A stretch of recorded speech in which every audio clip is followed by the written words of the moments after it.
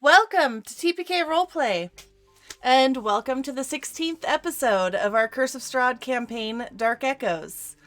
This campaign, while based on the standard module from Wizards of the Coast, has been modified using additional content from a variety of sources. Dark Echoes will be a vivid exploration of classic Gothic horror tropes and monsters of all kinds.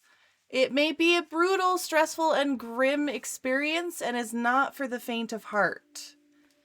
Please know that those of us around the virtual table have given our consent to explore these topics together as respectfully as we can, but if you, the viewer, should feel uncomfortable at any point, please make sure to step away, get some air, stretch your legs, and check in on us again later.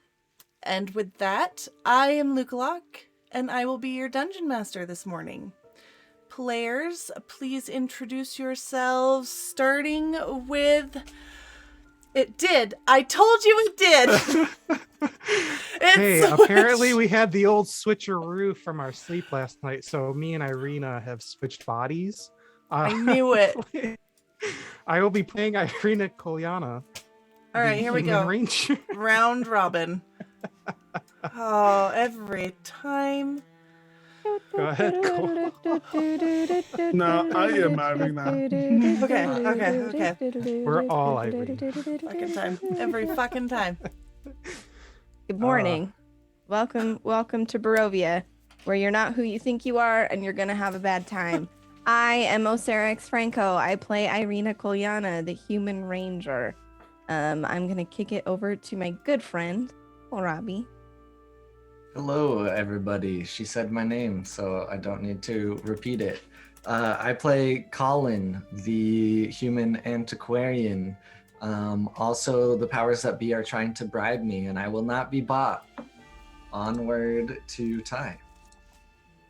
Hello, I'm Tyrant. You can find me on Twitch and Twitter at Dr. Tyrant. One of these days, Luca is going to get fed up with OBS and is going to say, you know what? You guys just play the characters that you are right now. And I am living for that day, for someone to be just as blind as I am right now. I will be playing Winchester. Let's move on over to Topaz. Oh, geez, if I had to play Winchester, I'd just have to take off my glasses. Because there was a whole episode where I was blind. But anyway, I'm Tony. I'm playing Toby, the lizard folk barbarian. Pass it over to Turk. Hey everybody, I am Turk, or Turk Accented. We're playing Dr. Real Fun Richten, the monster hunting legend of sorts. My throwback over Luca. All right. So where we last left off is you spent the night at the Vistani camp outside of Vallaki. And you are now, you've had a long rest. You went to sleep, and you know that it's morning and it's 24 hours until the Carnival of Remembrance begins, because the Festival of the Blazing Sun was postponed to show sensitivity for those that had lost people during the feast. And now instead there will be a Carnival of Remembrance. And it will be in 24 hours from today. Also, for those of you watching today, Van Richten is currently struggling with the mists. And it's fine. We are aware that the camera keeps disconnecting. Bear with us. Link spell. So let me take you over to the camp.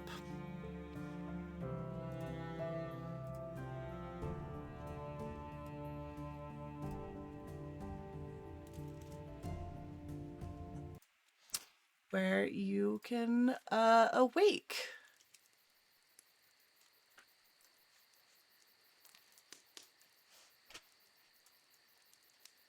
And I don't remember where each of you went to sleep in the camp. I know But, oh, go ahead.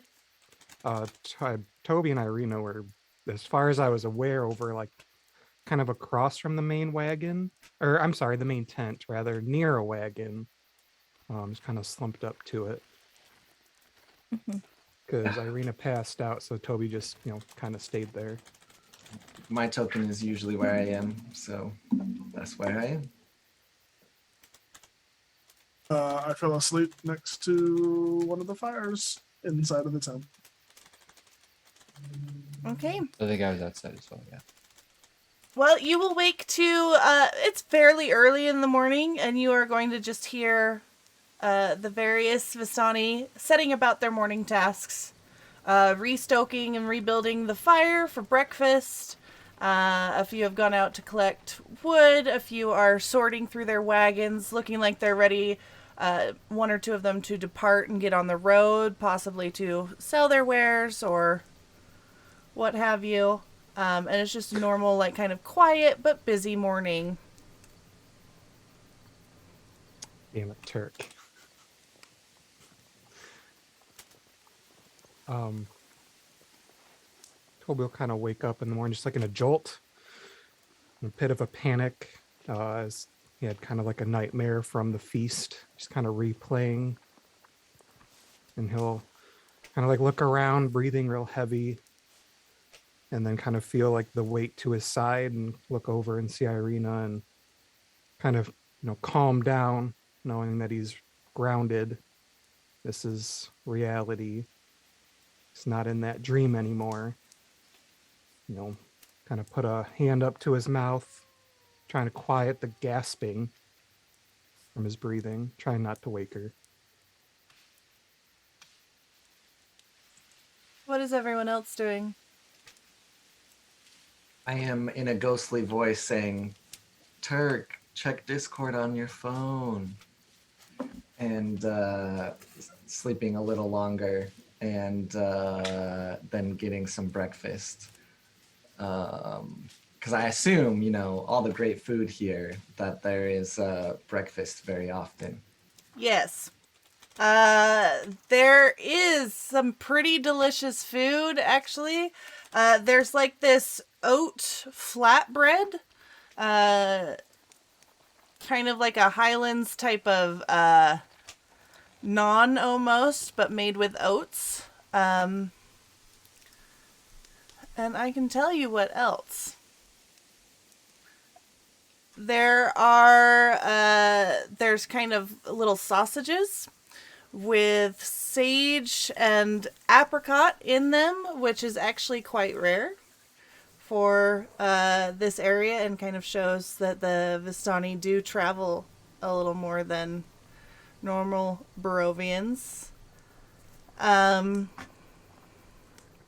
And they also have like kind of a vegetable and peach and random fruit oatmeal going. Yeah, that apricot stuff sounds mighty delightful. So, feel a little lost, honestly. Been here too long. Things are, who the fuck knows what they are right now. So I'm just sitting in silence and enjoying some good food at least.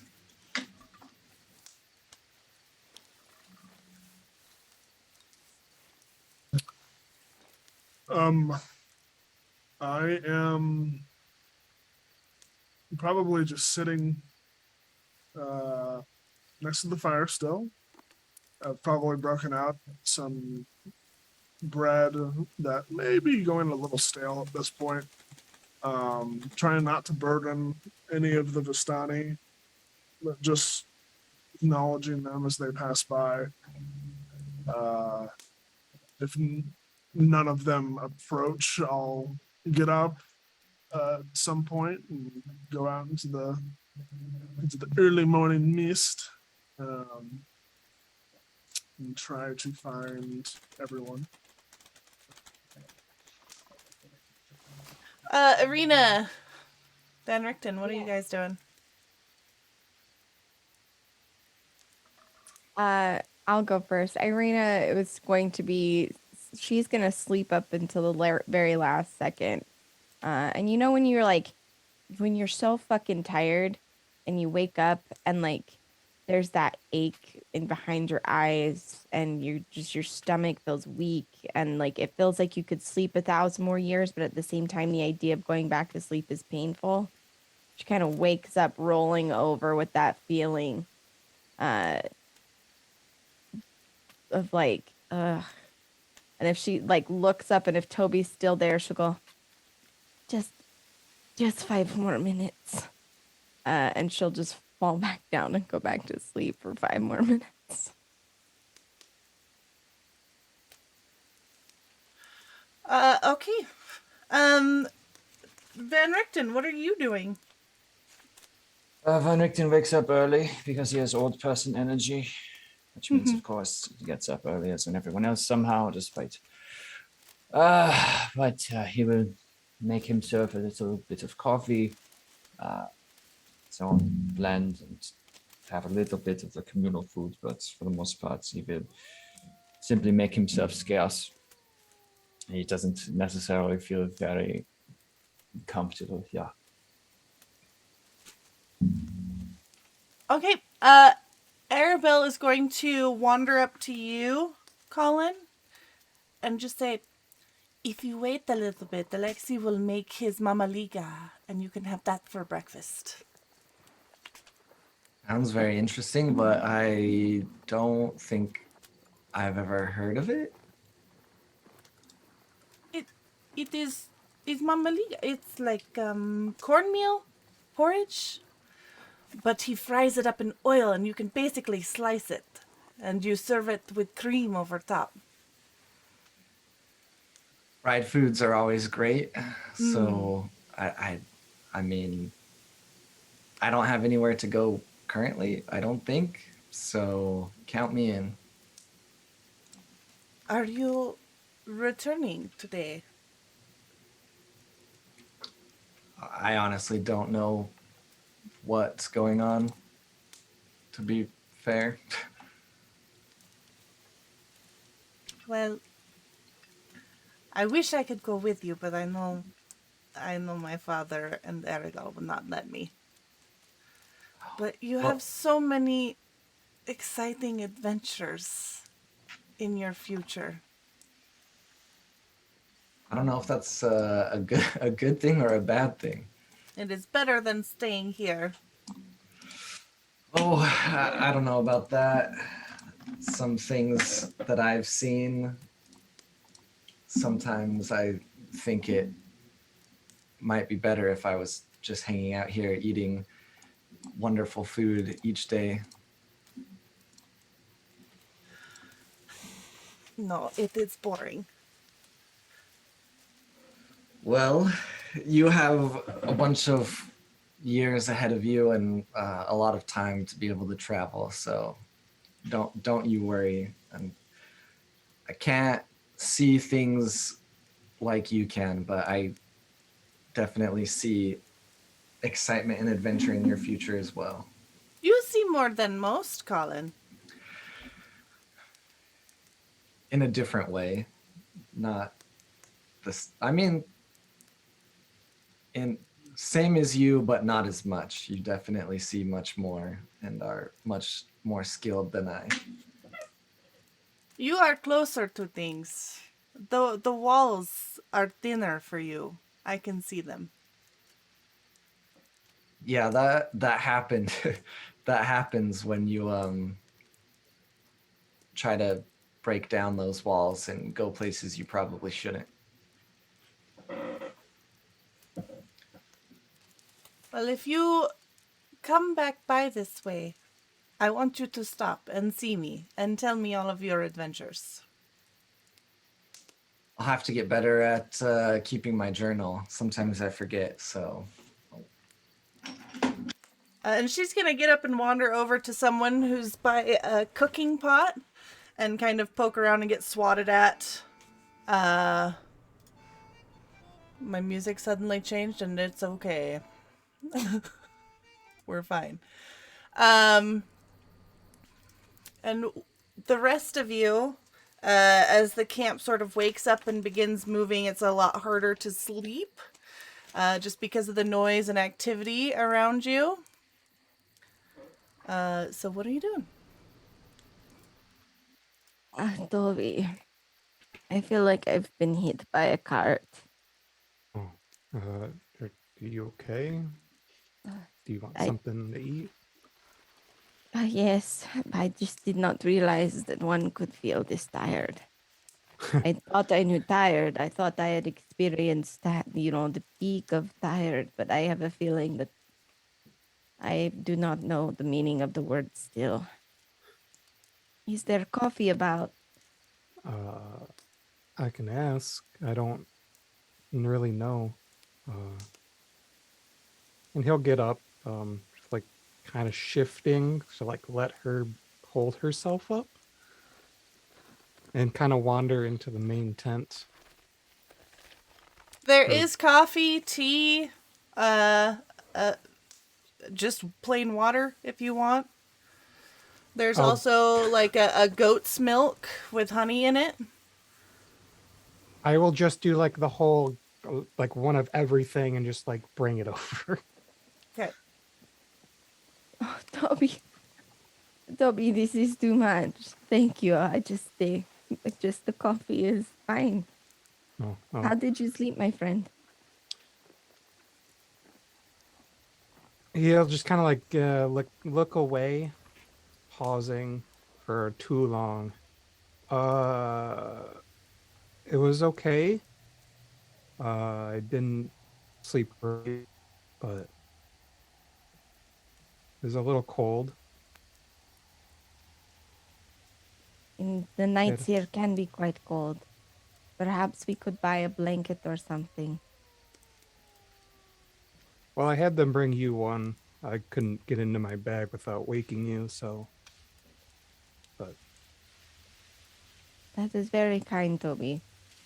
But we all must be getting some rest, huh? Yeah, have you had breakfast or have you seen the others? it seems like most everyone's inside. I haven't seen Van Richten yet, but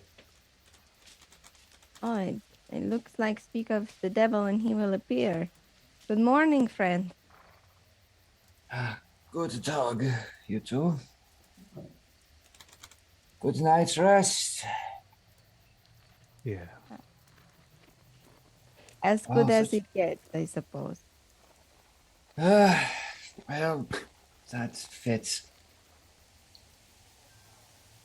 Well, at least no one tried to attack us tonight, yeah?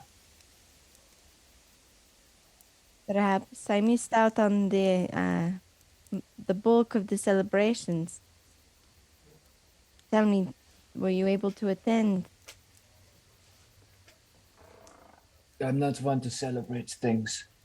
Very often, at least. I knew that you were a monster killer. I did not realize you were also a slayer of joy, Van Richten. Your Rictavio is very convincing. It's also exhausting. Forgive me if my pulse needs to recharge. I feel like I know the feeling. I'm just giving you a hard time. Mhm. Perhaps I am feeling more of myself. A bit of mischief seems to have snuck back in. Good for you. It will be useful in the days to come, I am certain. For the moment, make sure you eat your full breakfast. It's no use dying of starvation. So many other ways to have it handled here. Right. Lack of humor. Well, there'll be no short of that, don't worry. Did you want one of these drinks? I kind of grabbed a lot. No, I have my own. You don't make it yourself, you don't trust it usually. I will take one, Toby. A coffee, please. Good morning, Winchester. Is Colin with you? Yes. He's just getting the receipt. No, I don't know. He's around the corner. Do we have an understanding of where we'll be headed today, gentlemen? Back into town, yes? I think, unfortunately, yes.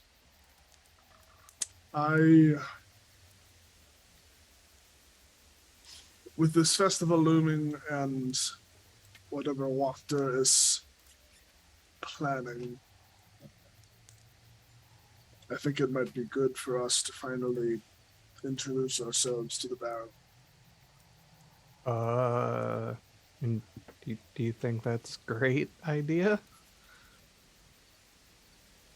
No, but I don't think we have a choice if we care about what happens to this town.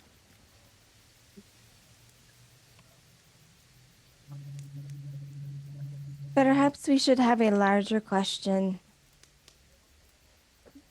I agree that we should do what we can for the people of Vallaki, but I understand that unless I become stronger, unless I arm myself, I will not be able to help anyone for very long.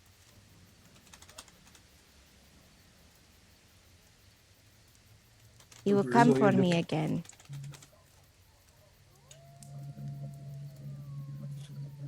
Yes, very likely. It's entirely possible he's not truly left the area. Well, we'll make sure that he doesn't just take you without a fight. Yes, we saw how well that went last time. Oh, I threw someone into him that kind of messed him up.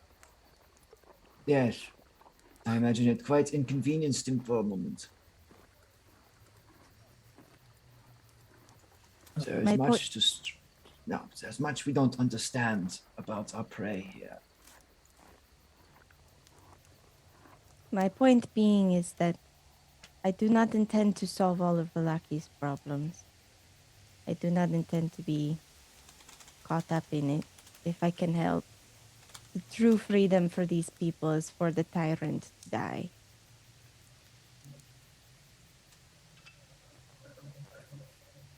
Yes. The question I do have is, if we are looking to get stronger and arm ourselves, is there anyone in Vallaki that we should be considering more? Isaac seemed to be pretty good. And he's pretty friendly to Colin. Right. And Isaac is under the employ of the Burgomaster. It seemed like he was the only reason I was allowed in. Yes, I'm wondering if his master feels the same way. If so, then good for him. But typically those in charge tend to bleed down from the top to the bottom, and I have seen more than a fair share of xenophobia in this town. Well, it seems to only be, to me, but, it's no different from where I've been before.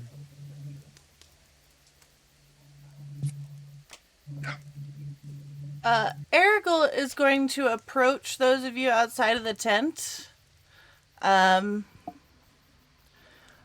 with just kind of a friendly smile and say, my friends, are you departing so soon?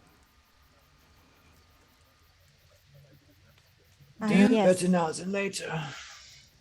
Do you require anything for your journey? I assume you are headed back to Vallaki? Yes, that is our intention.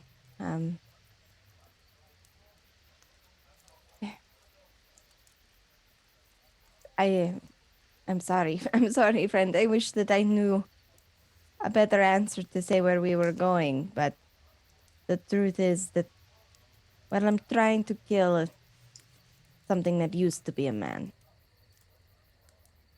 And that is all I know.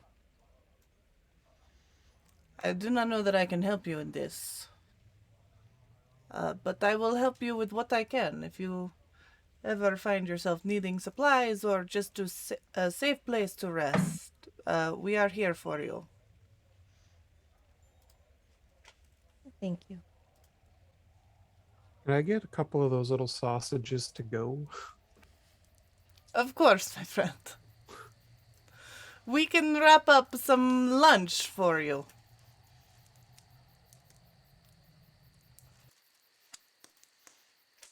And he will see that is done. Get you some little packages, some little wrapped lunches.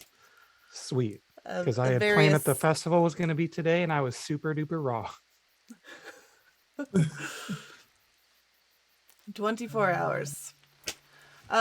Okay, if you guys are continuing, he will offer to escort you back to, the borders, if you would like, or you can continue on your own, whichever. Before we leave, not necessarily looking for monetary reward, but what was our deal with firstly getting the doll and then saving Arabelle? Being cool dudes, that's all we get. Did we have any sort of agreement with him? No, because when someone says, "Oh my gosh, my daughter is missing," you don't say how much. That's, I mean, Some do. fair, but I'm saying, I'm not asking for Some people monetary. also- They're paying us an exposure.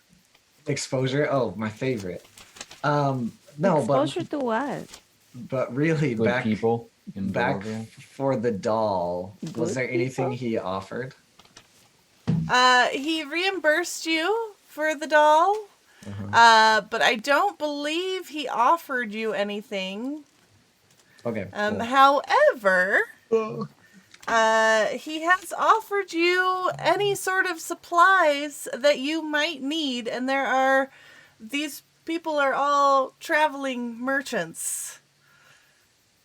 Yeah. You see the wagons surrounding you. It's pretty easy to kind of figure out that if you were needing supplies, this is the place to ask, especially since they're the only ones traveling in and out of Barovia. Kind of supplies There we go. Here, Chief. Here we go. This is the, I Hold received on. this little doll for my niece. You receive merchandise. Everyone gave me shit, so I'm gonna need you to be quiet for a moment while I go first. I'm going to talk to him, and just in the back of my head, I assume, yes, we're good people. We did it out of the good nature, but also now we're building a relationship, which is a bonus. Because come on, we're in a fucking terrible place. We can all be good people, but we need to take things where we can get it. I'm gonna ask Aragal if there are any occult or weird items they have laying around that they no longer have use for that I can take.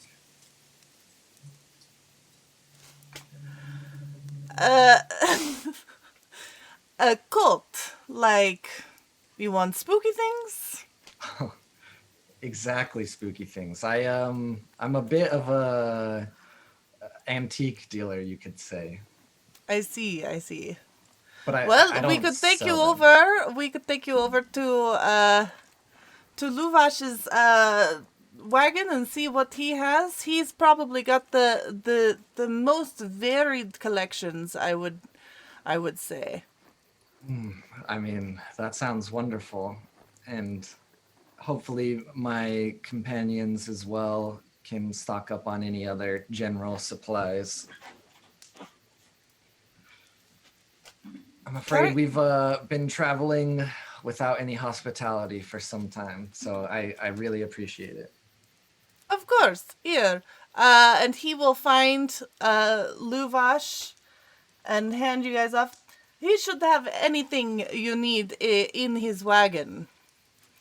And there is, Luvash will, of course, come, I owe you everything, come. And he will open up his wagon, which, like, the side completely opens up into an awning and then folds out into all of these, like, ever unfolding boxes and shelves, and bins. And he will ask, like, you want the coat? I mean, I can dig around. I've got quite the amount of money if you are needing. So much gold and different little trinkets, worth gold, of course. I have some spell scrolls. I have some vials of potions and poisons even. A very, you know, I have a ring that like makes you warm. You know. So thank you. For me personally, I unfortunately have no use for spell scrolls or potions or vials, but I heard you have spooky items, perhaps. Of course, always spooky items. I do have that. What kind of spooky items are you wanting? I mean, I really only need one new item for my collection today, so whatever you think will aid us best in our travels. Okay. For you, I have a special thing, and he is going to unroll. It looks like a little prayer rug, right? And he will unfurl it, and on the inside is a glittering in like golden thread unicorn motif. This is very lovely. Now, this rug, if you spend some time with it, you could probably convince it to take you up into the air. However, it is a small rug, so it is probably just going to be a single person trip.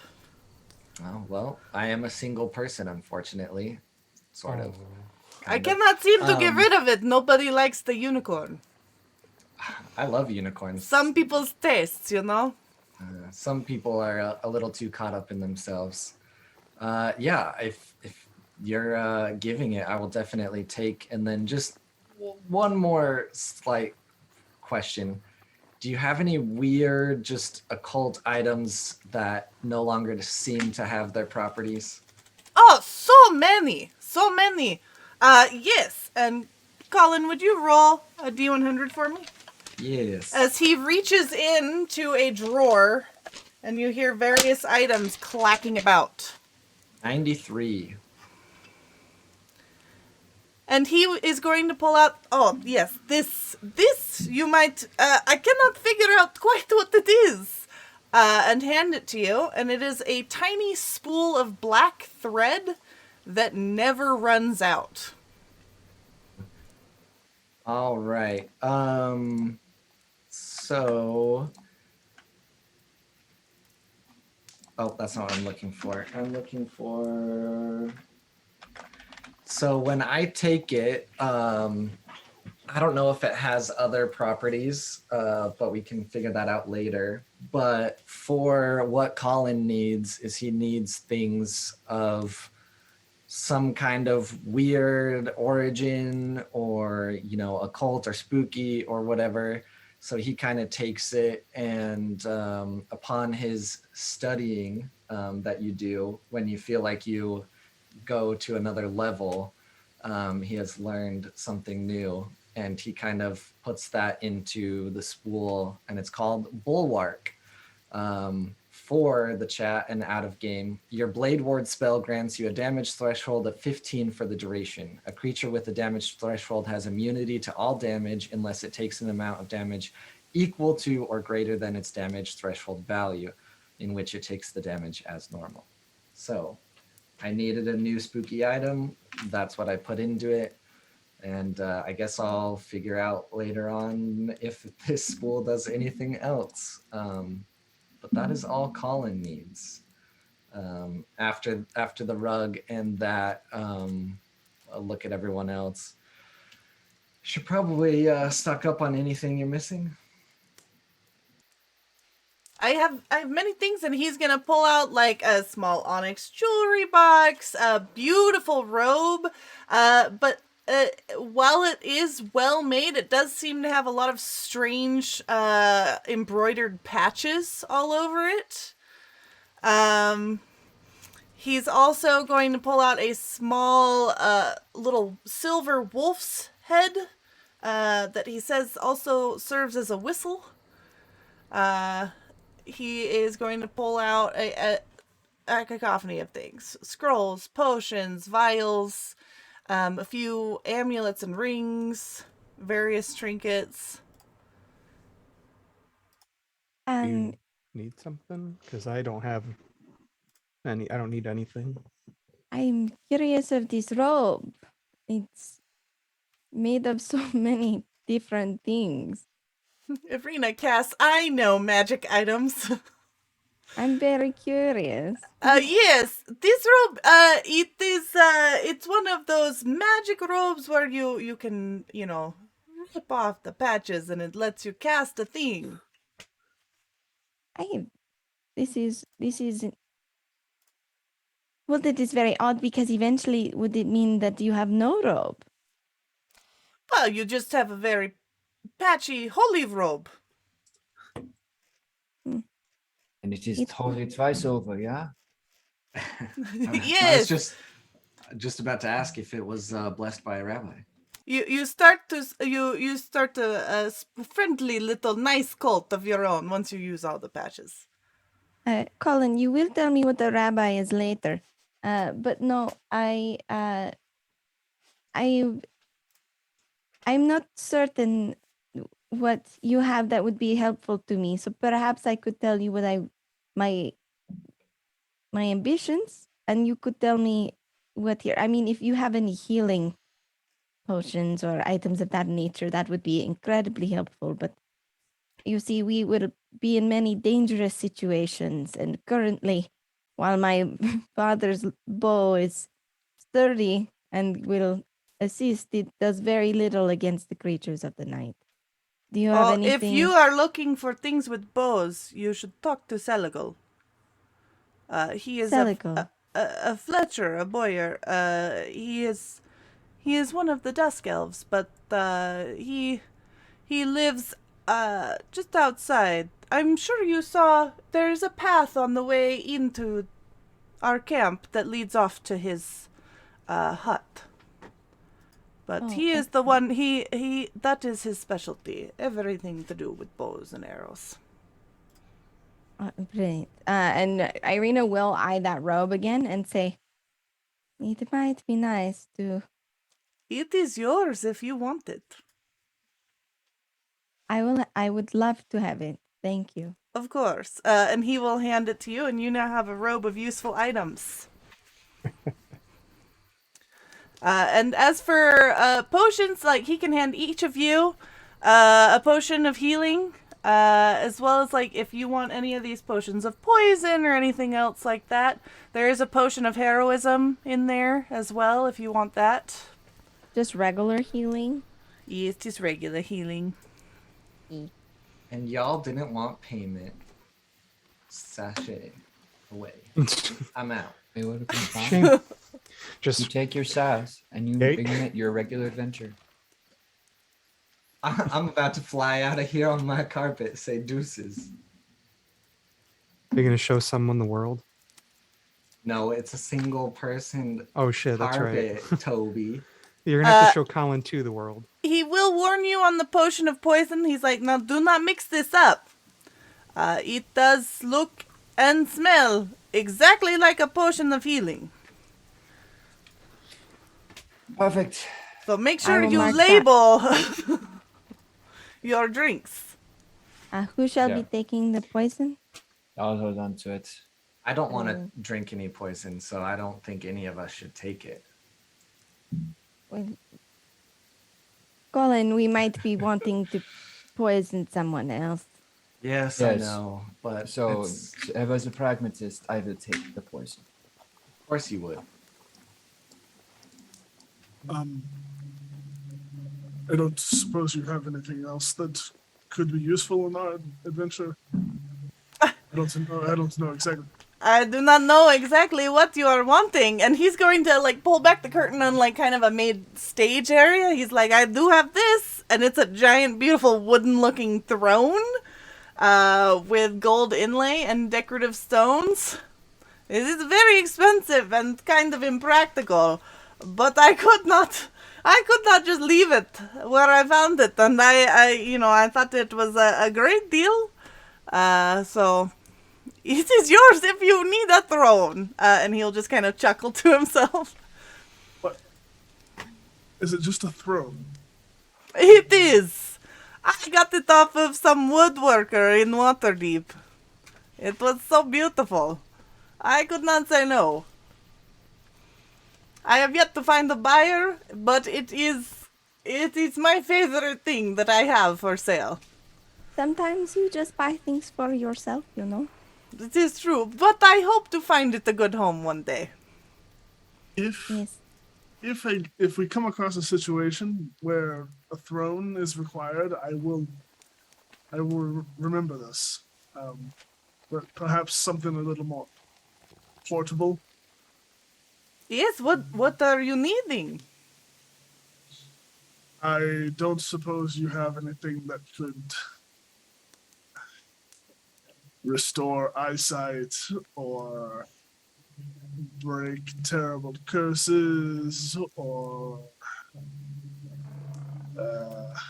What kind of terrible curse? I do not know if you know, but the Vistani have a gift for curses. We could probably take a look. Oh, I know for a fact that it's not able to be removed by remove curse, so it's pretty bad. Ah. And he's just gonna kind of cock his head at you. He's like, I see. Well, if you would like, my daughter could take a look, see if there is anything she could do. She is very skilled in the arts. I will give that some thought.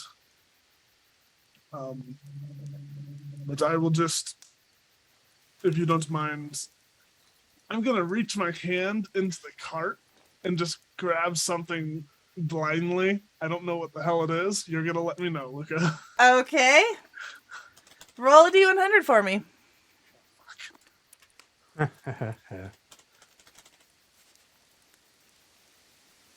That is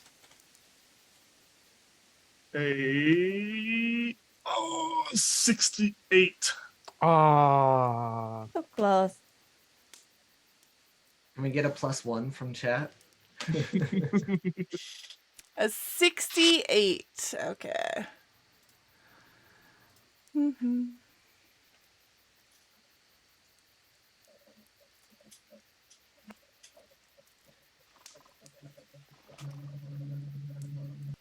You grab out a walking cane with an iron ferrule that strikes sparks on stone.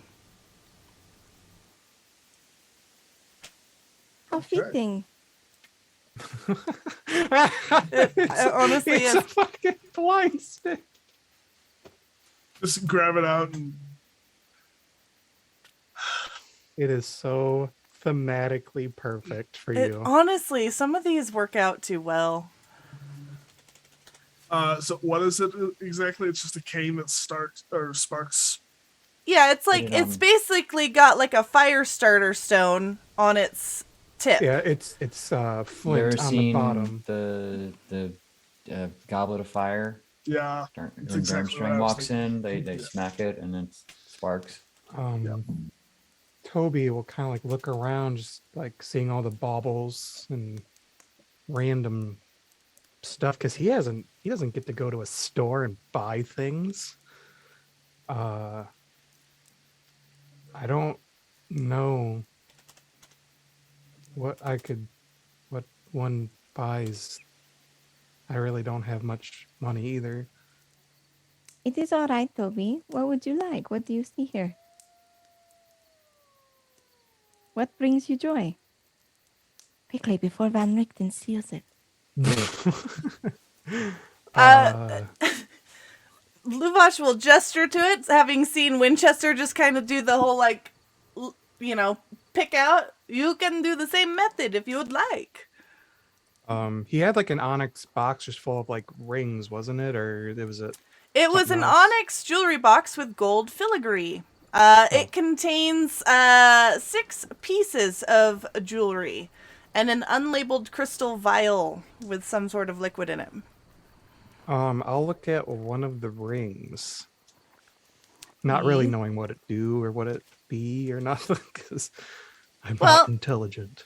Assuming that you are going to spend some time with it, you can see that it is a ring of water walking.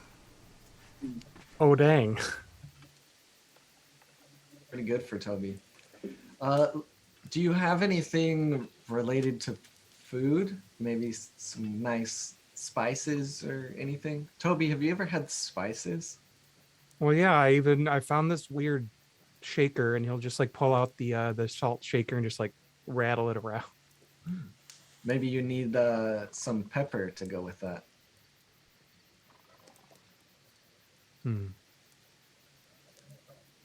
Do you need spices? We could do.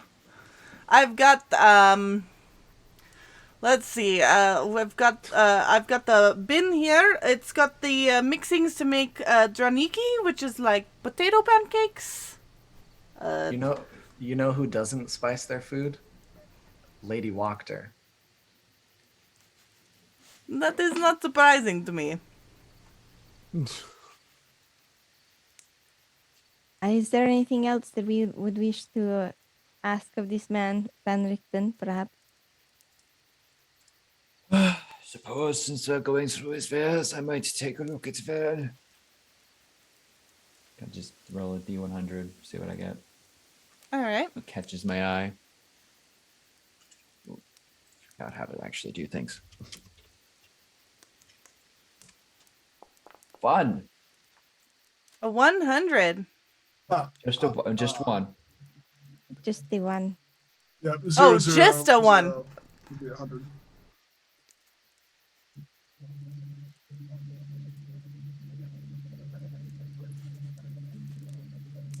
You're going to pull out a folded piece of paper. It's like thick paper, almost canvas.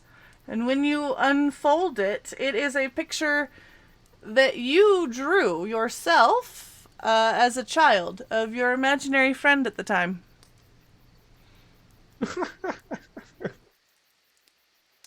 And Luvash is going to look at it strangely and be like, I do not know what that is.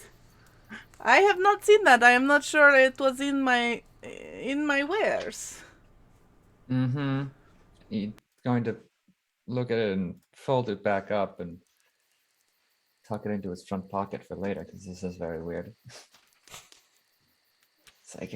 Some form of psychic lining paper, clearly. What are you mumbling about, Van Richten? Just stealing joy from small children nearby, how I plan to rob this entire plane of any remaining happiness it has. Mwahaha, it's just very evil things. For all of the shit that you gave us in Vallaki, it is surprising that you are being such a grump about this. Am I being a grump? My goodness, I thought I was just being very serious. Perhaps. Fine, keep your secrets, Monster Slayer. It's a folded piece of paper with a weird funny thing on it. Do you want to see? I would like to see a very weird funny thing, yes. I think we all might use some joy, something to smile about. Fine. I'll unfold it and turn the page towards her. Oh, this is a lovely children's drawing. Who is the artist? I am. You drew this. Somehow, yes. And the Vistani have it. This is truly remarkable. Not quite so, actually, unfortunately, but Why, Van Richten, might I ask, why does it have so many fingers? that it is better for helping make pies. I see. Well, The big ears are for hearing secrets. You made pies too? Of course I made pies. Mother had me make pies. Thank you for describing it. I could not. oh, Winchester, there is much more than just fingers and ears. And Yes. Imagine an elephant, but more human and also with like, oh, what was I thinking with these legs? A dragon, perhaps? I was very into dragons as a child. I thought I might be one of those dragonologists. Toby will Thankfully, I kind grew out of that. Toby will lean over like, what's an elephant? oh, I saw one at the other Vistani camp. It was very small. A large pachydermal creature with That- very big tusks protruding from its mouth, the long nose that is used to suck up water. Oh, at first it sounded like a boar, but then you lost me at the nose. Oh, it's very interesting, I assure you. Irina will kind of nod to our wonderful shopkeep. Yeah, with all of his amazing items.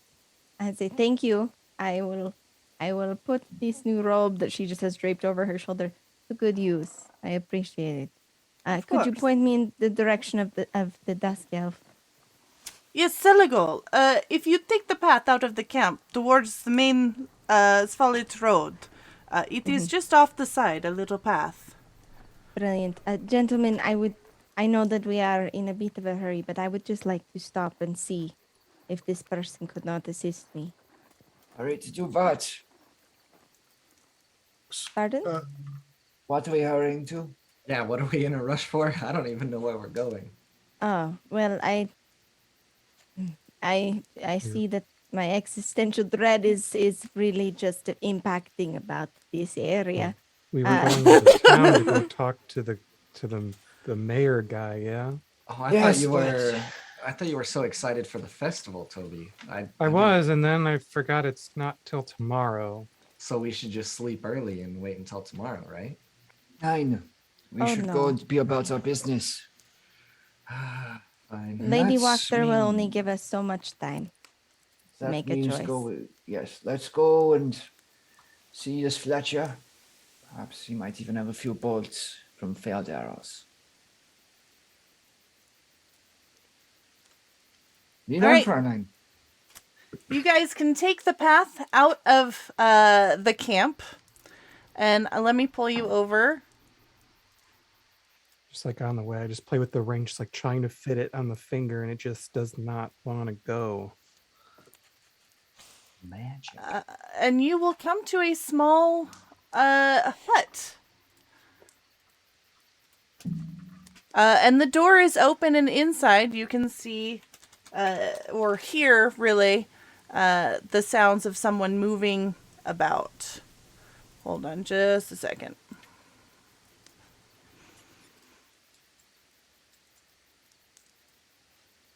Are rings really always this much trouble to put on? Is it magical? I don't know. I Well, just thought I looked nice. it can be difficult. Sometimes you have to really get to know the person. You know, really understand them and makes them warm up to you, and then you can get the ring on them. I thought I knew me, but I just kind of do got love absolutely you. confused. Are you ready to pop that question, Toby? What question? I don't know. Are you ready to wear this ring? What? And he's just like getting so confused. Do you want to wear the ring, Toby? Will you bear this burden of the ring on your finger? It's a burden? Ja or nein? Wait, 9. What? Why are you doing numbers now?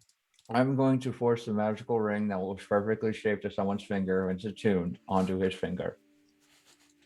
Okay. Okay. It's not an attunement item either. Well, then it's going on. Oh god, it. Okay. Well, I'm gonna lose that finger real quick. I'm not gonna lose the finger. What? to- Wait, is it really a size thing?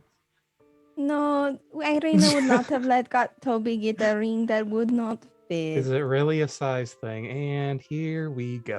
Toby, if he's gonna come over and attempt to force this ring on you that doesn't fit, which would essentially flay your finger. Okay, that's not what I'm doing. What I'm would you- trying to like guide it on.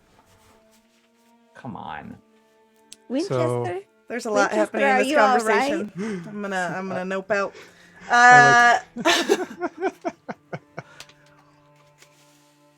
I will take that bonk. That is fair. Winchester's just swinging his fucking walking stick back and forth looking for cobblestones. Oh, no, the ground, sir, the ground. Whack!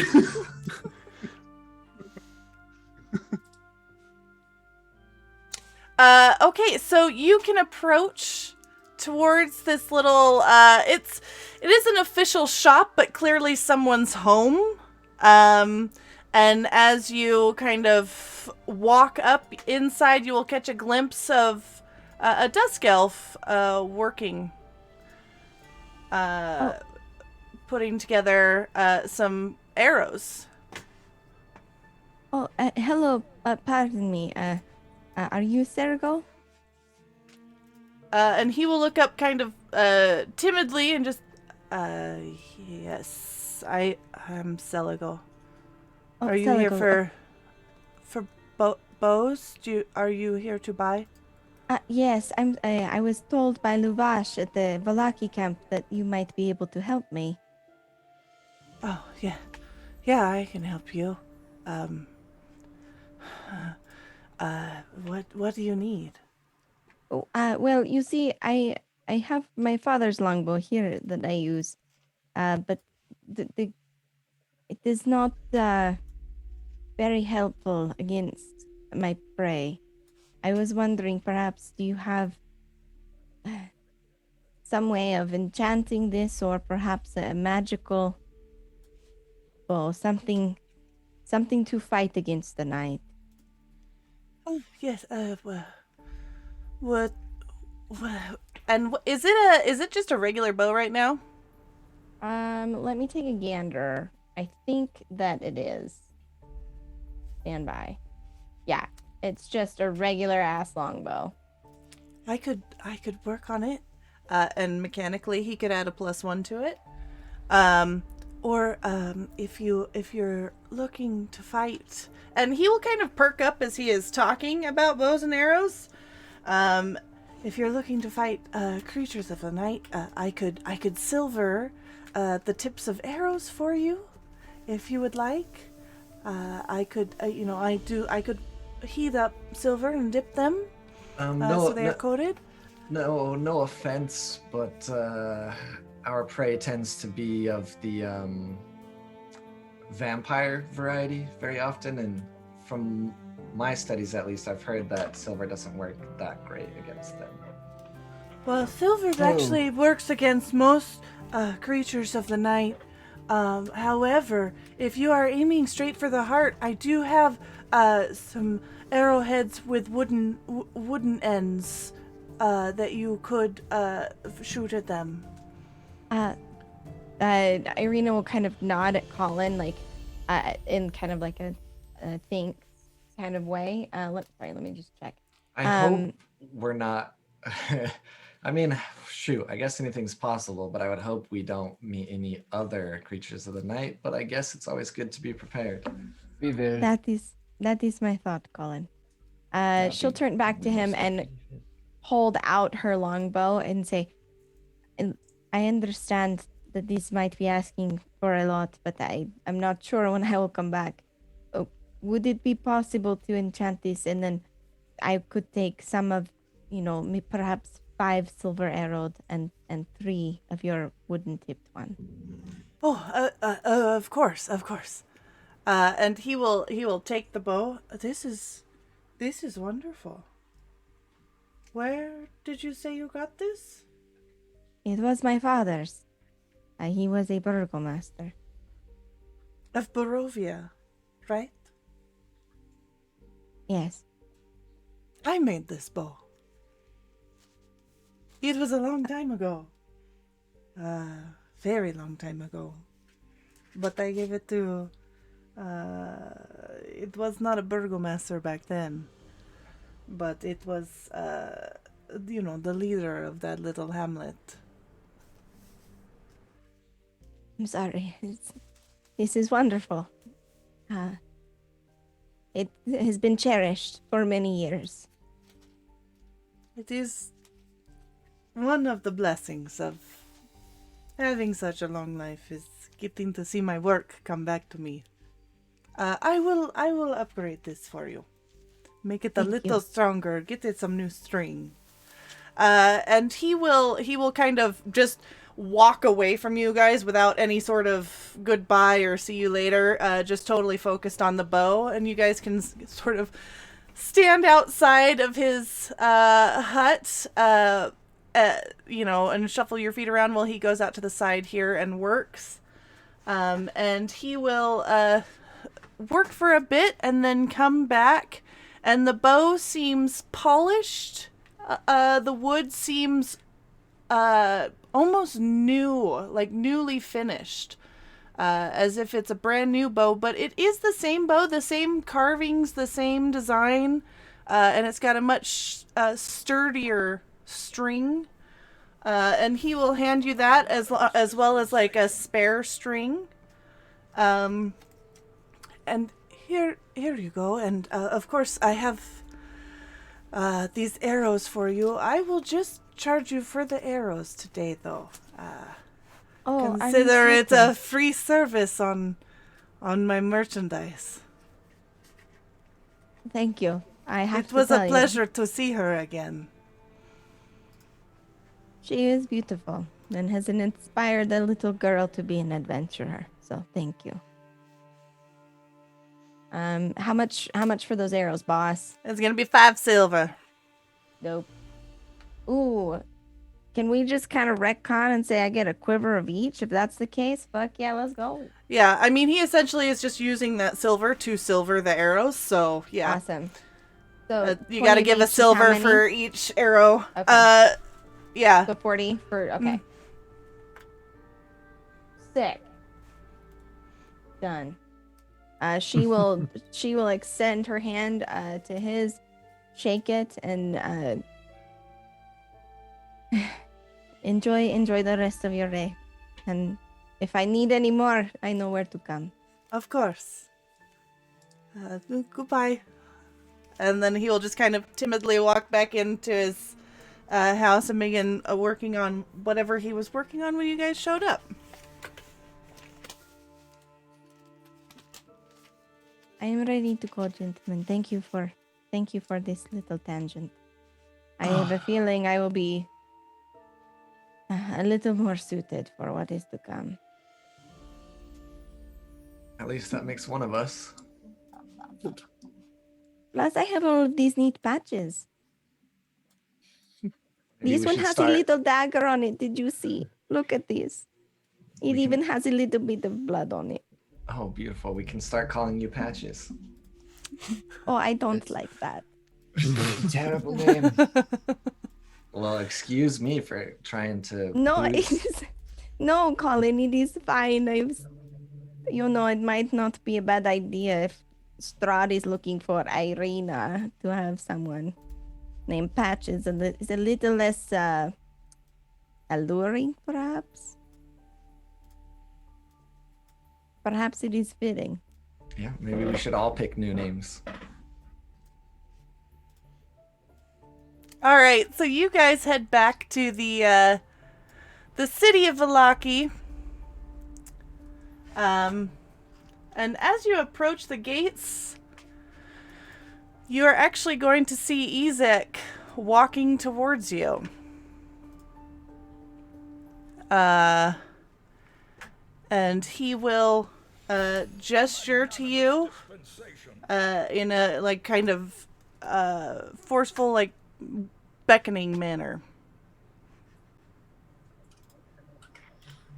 I mean, talking doesn't do very much good, so I'll just walk to him.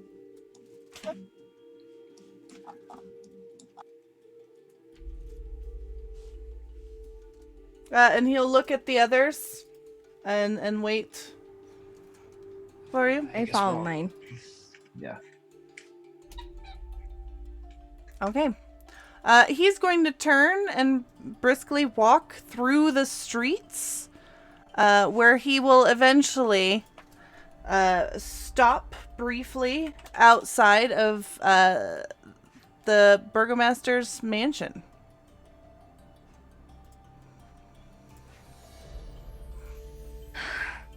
Well, all right. And I assume that's self-explanatory. We are required by the Baron.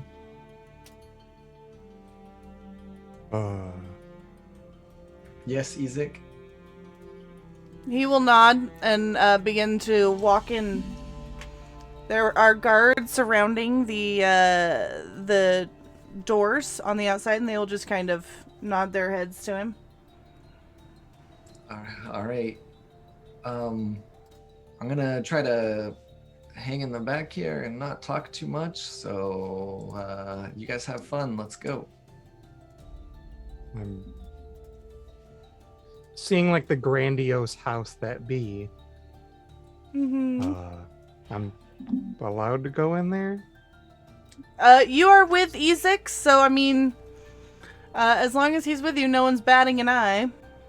You have been invited in, Toby. Even vampires are allowed to enter under those circumstances.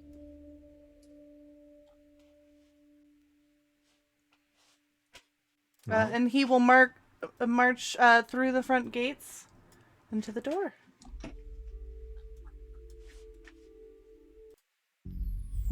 Well, don't just stand around. You guys lead the way. Oh, I thought you would follow him since I thought Oh, you two were friends I'm afraid my strong opinions on leaders in this area might get us in trouble, so I'm letting Irina lead on this one.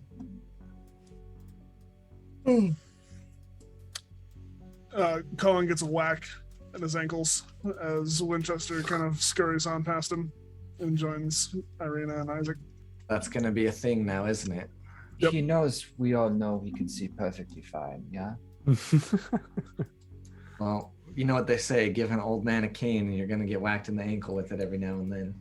Oh, Who says truly. this? And I'll whack you in the ankle with my own cane. And then I'll follow. Where's everyone getting canes from? I have a cane.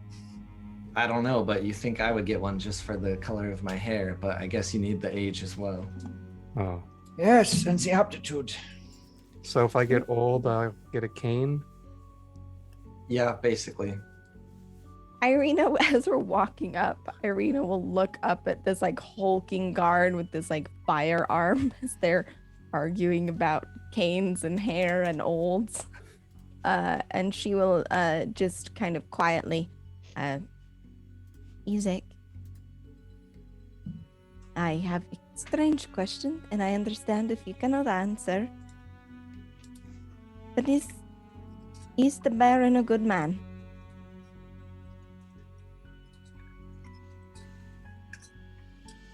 He will stay silent on this, as if the question, like, he doesn't accept the premise of the question. Well, I did not know what I expected, and I am not Colin, so thank you. And you will notice that he seems a little bit more tense than normal. Like, it's almost like thus far you have seen him doing his job, but now you're seeing him at work. Does that make sense? It actually It actually kind of does. And Irina, seeing his arm again, will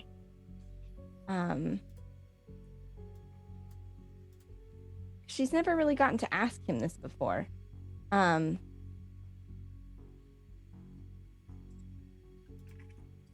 would she do this? In Infernal, quietly, she would ask,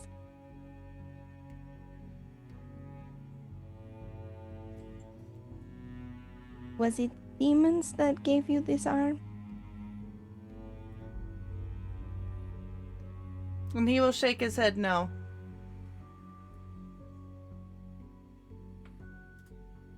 I will not pry any further, he said. And as you guys approach this mansion with its walls of plastered stone, that display many scars where the plaster has fallen away from age and neglect, and someone has kind of hurriedly and cheaply applied new plaster to kind of cheaply cover over the neglect. Drapes cover every window, including the large arched opening above the mansion's double entrance doors. Ezek will walk up, open the doors, and I would suggest we take a break here. All right, sweet. Everybody, take 5, and we will be back shortly. We're back. And we're all in the same place. That's very good. Okay, so you enter, following Ezek, the Burgomaster's mansion. And as you enter into this, entrance hall, he strides forcefully forward. There's a maid in the entrance that just kind of shies away and continues sweeping, very focused on her work. And you will see framed portraits adorn the walls of this grand foyer, which features a wide staircase with a sculpted railing. A long carpeted hall attached to the foyer stretches almost the length of the mansion and has several doors leading away from it, including one at the far end, and bundles of twigs are heaped against the walls. Then Ezek will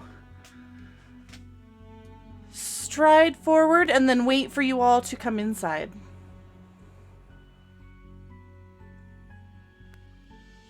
I have no reason to not follow. Oh, apologies. Not been into the maid. Really? She's just gonna kind of and then keep quiet and smiling. Of course, it's fine. It's fine. And as you guys all gather, he will lead you forward into what appears to be like a parlor room, almost.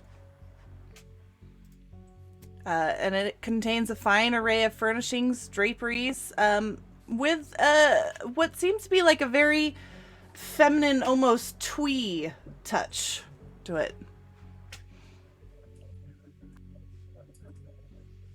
And as you all gather in there, he will gesture and hold up a hand, clearly indicating that he would like you to wait there, and he will leave the room again.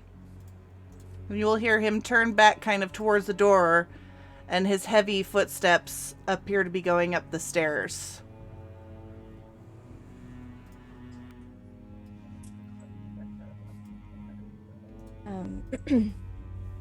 Irina will just do that polite kind of wait in the foyer moment where you're just kind of rocking on your feet and looking around. She'll nod to the woman there and wait for Ezek. Colin will lean out. In here, Irina, through this door. There's some chairs. Oh, thank you.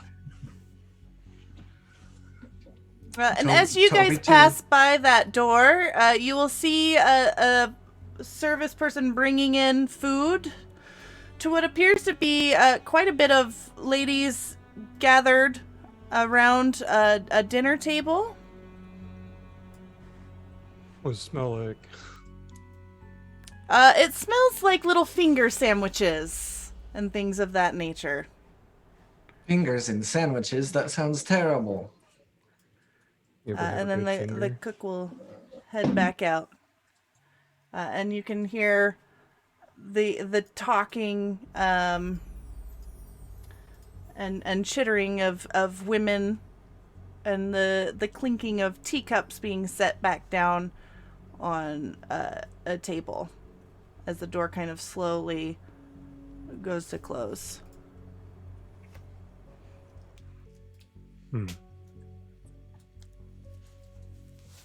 What's the way- everyone doing? Dr. Van Richten, yes, I am being serious. You, of all people, should know the benefit of having a disguise.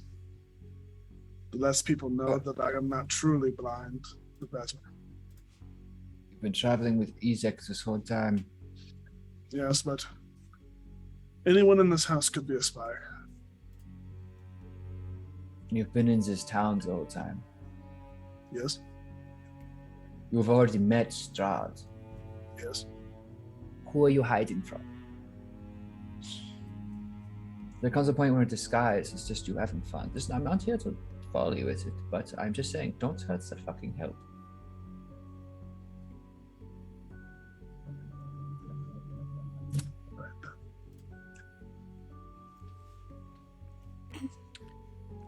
Have as any of you- us ever thought that it was strange that Ezek has a large flaming arm? Well, I didn't want to say anything. I mean, who am I to say? But looks weird.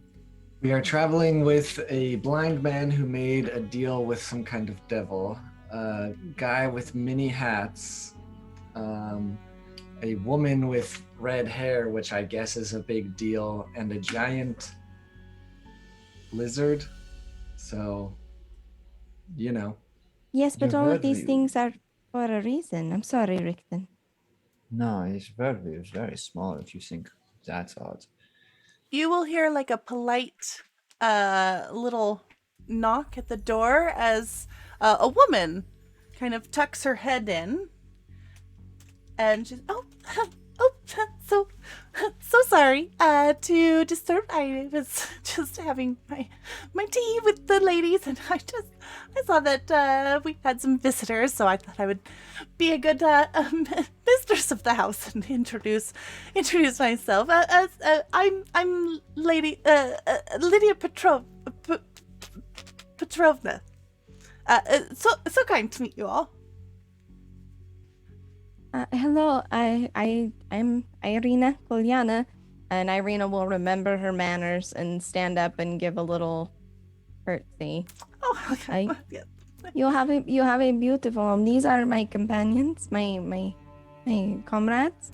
We have Colin here and Winchester, Toby, and I will let this gentleman introduce himself because she's unsure of how to introduce Richten.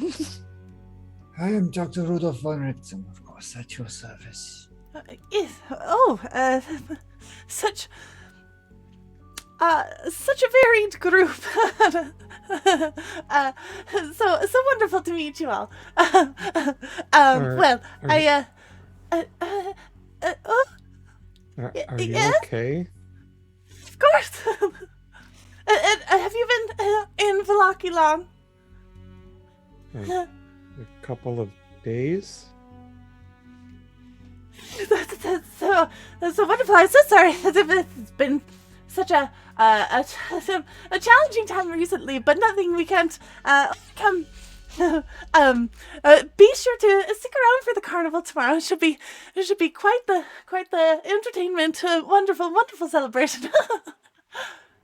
I feel so uncomfortable. Yeah, Irina feels very like maybe if we talk about something a little more mundane, she's gonna kind of drift over to the room and say, yes, we would love to attend the carnival. Will you be attending with your family? Oh, yeah.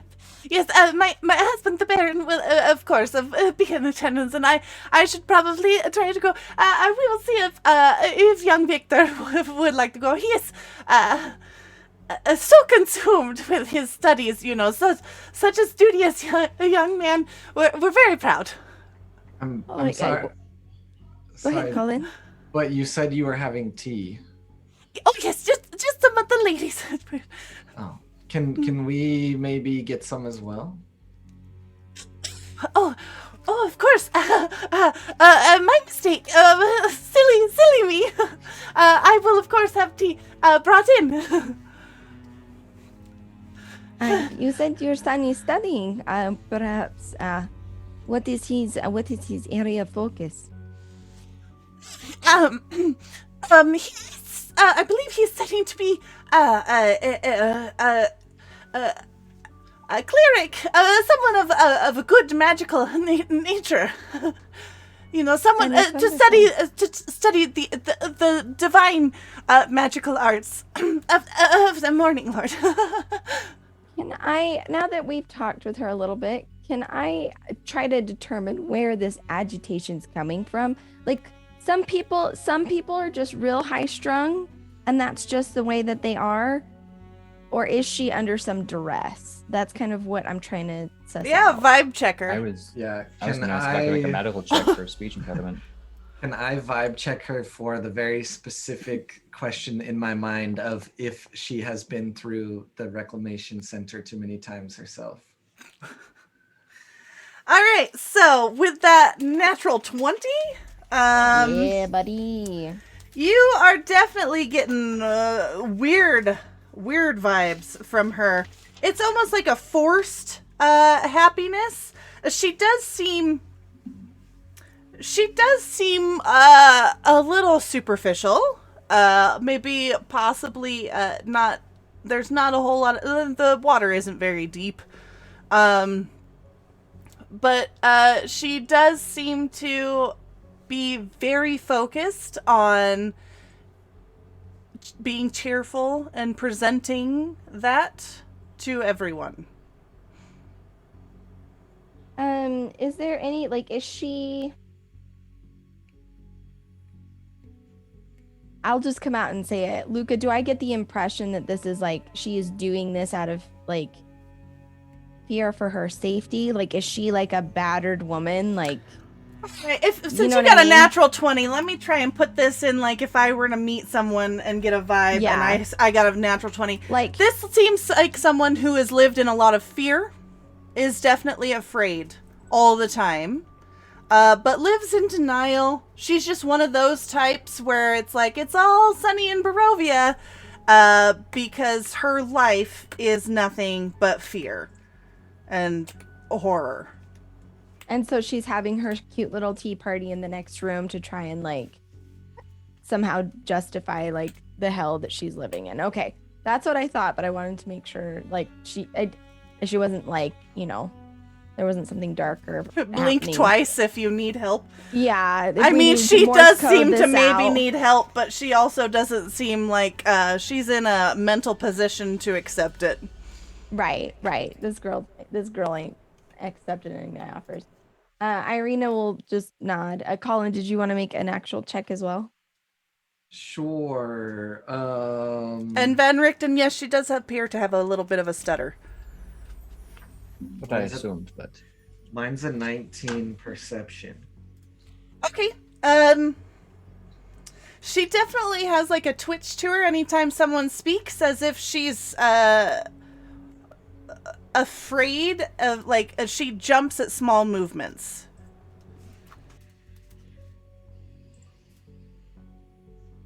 To where it's almost like a tick now, where someone talks or moves and, like, her face will kind of flinch. How old is your son? Just trying to turn that conversation to lighter topics. Young Victor, he is 14 now. Almost a man. You must be very proud to have such a studious youth in your home. Oh yes, these years are so fun. Such a challenge to be a mother sometimes. They all have such independent young minds. Indeed, perhaps you see, I'm from Barovia. I'm not familiar with, the other Burgomaster family, so I appreciate you. You are sharing. nobility, of course.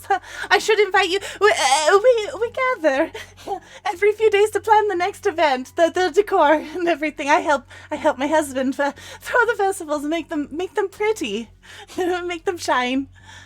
You are the one responsible for all the wonderful posters. Yes, I try my best to see his vision come to fruition. Some of them are quite clever. I appreciate your eye for detail. Yes, some of the are rhymes. nice as Yes, well. some of Yes. the rhymes. So, yeah, thank you. Well, it was wonderful to meet you. I believe we are here waiting your husband. You know when he will arrive? Yes, he should be up in his study. I am sure that Isaac went to get him. He should be with you shortly. I will have tea sent in. Thank you. This is appreciated. So wonderful to meet you all. All will be well. And she All will will kind be of well. bow out of the room and head back to her tea party. And shortly, in a little while, a serving person will come in and set down a tray of tea for all of you with saucers and cups. And then head back out. And then That woman is 5 seconds away from a mental breakdown. That was a good history. She mean- seemed really odd. She was nice. Aren't we all We- the same these days, really? Some of us just show it different. Certainly, but we should be very cautious. If this level of uncertainty is the lady of the house, God only knows what the Baron is. Are they gonna be different? How to put this, Toby? In my experience, when there are, long-lasting marriages, and clearly their son is 14, so they have been together for some time, they tend to rub off on each other, Traits get swapped, picked up. And that is a very strong trait. Yes. Isaac is going to return and step into the room and just look at all of you and just kind of nod and beckon and indicate that he wants you to follow him. Question. For the purpose, is this an ottoman or is this a table? It is a table. Okay. Plus. Pardon me, Winchester. It is dusty in here. Ooh. It's quite aggressive. Let's keep our wits about us. And is everyone getting up to follow Yeah. Isaac? Okay. Then I will remove you Oh no, it from disappeared. here and pop you over onto the second floor. I'm gone forever. Luca, is my Avoid. cane a folding cane? It can be a folding cane if you want it to be. Cool. All right. And Isaac will lead you up a staircase that climbs 20 feet to a beautifully appointed gallery that continues towards the west, running almost the length of the mansion. Framed landscape paintings line the walls, and red silk drapes cover a 10-foot tall arched window of leaded glass. Is it just like plain glass? It's like that frosted sort of glass. Cool. And are the landscapes just like Barovia? Yeah, they're like nondescript, Thomas Kincaid kind of, but with Brilliant. a Barovia Yes, touch. Yes. Okay. You got it? Yep. I got it. It's a vibe.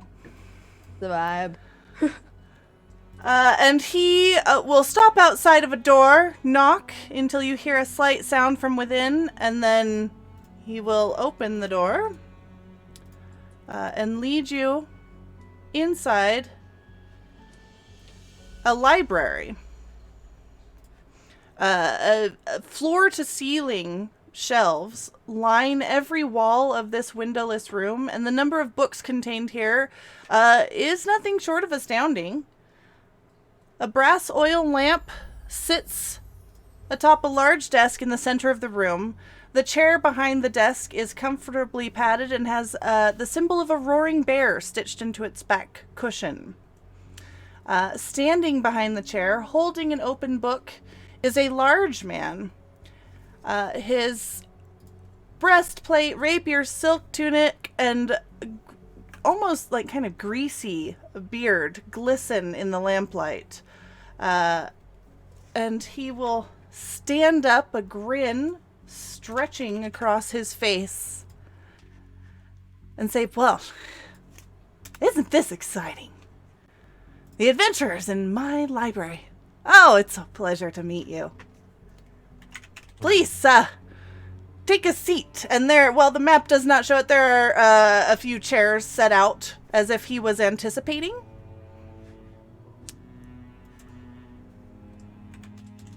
Irina will Certainly. curtsy, take a seat. I'll Yep. sit on the The ground. man. It's wonderful to see good manners. Good upbringing, I bet. You must be Irina.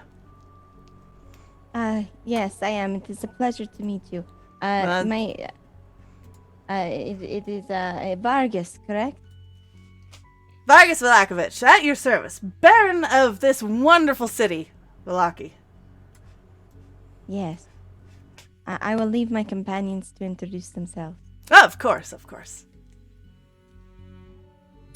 Winchester will stand and bow in a very respectful manner. Charles Winchester, at your service. It's a pleasure to meet you. I love this. This is a look. Colin will, of course, remain seated, not stand, not bow, and just Colin Wilson. Ah, well, here we see someone who does not respect their elders. No matter. On to the rest of you. Dr. Rudolf von Richten. In the flesh. For the moment, yes. Well, I must say, and he's gonna come over and shake your hand. I do admire your work. Stomping out all the evil in the lands. That's a noble cause. Noble cause. Yes, indeed. Find it where I can. Very good. That's very good. And this one. What a large fella you are, he says to you, Toby. Yes. I bet you have no problem traveling the landscape, do ya? No wolves will bother you, I'm sure. Toby just remains dead silent. Oh, I'm He's, sorry. Is afraid this of- someone's... I was under the impression that he was... No, this is. I'm sorry. This is Toby. He is one of our number and a trusted friend and ally. I would ask that you be respectful. Just a little shy, huh? No matter. We all have our days where, cat's got our tongue. That's totally fine. And he will come back over and just kind of ease back into his chair and sit back. So, I hear that you are quite the adventurers. I've been hearing all sorts of talk about your escapades. Apparently there was quite a to-do with the church. Possibly a little bit of rumor spreading, but everyone doesn't really understand the rules when they first visit the city. So I just wanted to make sure that we were all on the same page. It's so funny how people can misunderstand things. Certainly. Perhaps you could tell us what you've heard, and we can make any corrections. Oh, and just nothing but filth and lies. Nothing Oh, but well. filth and lies about devils in our city. And I, benefit of the doubt, I assume that you were not the ones that spread these terrible terrible, dirty lies about our fair city. We wouldn't want to incite any panics. I'm sorry. What?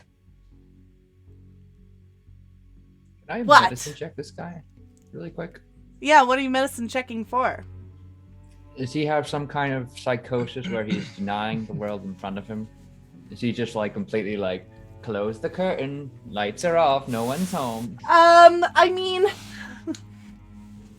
I don't know if that like is like so much a medicine check. All right, well, I guess insight. You just want a vibe check? I want to know if it is he maliciously being obtuse, or is he? He has suffering from a mile-wide mental- smile that stretches almost eerily across his whole face, but never touches his eyes. So this man is broken. Yeah, but in a very unsettling way. Yeah, but like, you know, we're not dealing with the full card set here. He is something that's fundamentally, you know, broken upstairs due to some kind of. It may not be missing cards. It may be just extra cards, or some cards got swapped out. But yes, there is something. The deck's fucked. Yeah. So, to be clear, because I'm not really a fan of spreading rumors or, you know, lies. What is it people are saying? What kind of devils are people talking about? I think you need to elaborate. Well, you will not see me spreading such filth. I look down on the whole thing. Nasty business, nasty business. I do not approve of such business, and eventually the people responsible for spreading such dangerous filth in our city will be rooted out and be shown the error of their ways. You know, re-educated to become better, more upright standing citizens. But of course, it was nothing you guys spread, of course. I want to look at Izek. Yeah, Irina's... he is standing at attention, staring straight ahead, not looking at any of you, clearly on duty. And if you look at Izek, Vargas will... I see you've made friends. I'm glad Izek's such a lonely boy. So proud of how far he's came. You should have seen him when he came to me. Sad, lonely, broken little orphan boy. But look at him now.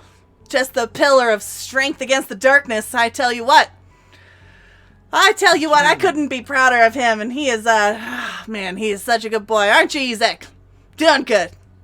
Could you tell me what exactly you did to him to make him into such a pillar? Oh, I didn't do anything. He spent some time over at the retreat. They fixed him up real good. Indeed.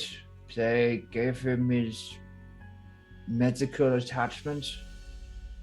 Well, you know, it was a dark time. I was pretty new to this whole barony thing, and needed some help. You gotta always rely on your resources, you know. And here was a resource just waiting to be developed. And they did a great job developing him. I tell you, man, I couldn't be more proud. He is a terror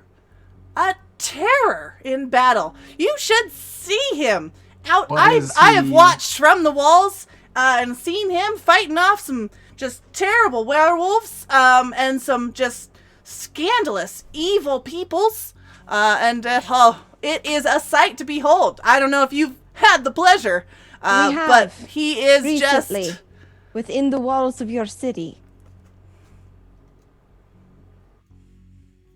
Yes, I did hear about some uprisings. Probably something incited by that witch. But no matter. I assume you're speaking of the Lady Vakta. I understood your children were engaged, actually. It was a horrible idea, and I am glad it is done with now. My Wakter is too good for her addle-minded young Stella.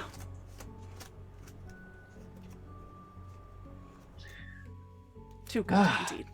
So, this was a recent dust up? Something changed? Or... Well, it turned out she was deficient. She was taken by devils herself, I believe. Thinks herself a cat or something. I'm to believe Victor. Thinks herself a cat? Addle-minded, weak blood, you know. That's what you get for serving the devil. It infects you. So, to back up a little, you say Isaac is very good at fighting the darkness. You mentioned werewolves, but what other darkness has he fought that you've seen? Oh, well, sometimes people are possessed by devils. You know, you gotta take it out. You gotta root it out. Because it's infectious. It's like a disease, almost. It just spreads. I've seen it. So...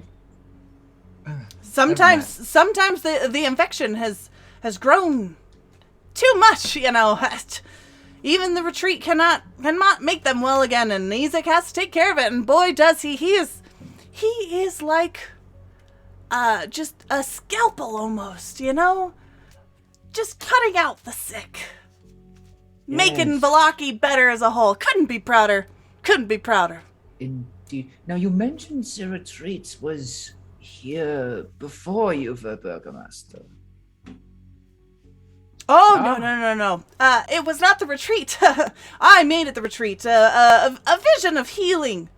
A vision of healing for the people. You gotta root out the sickness and the devils.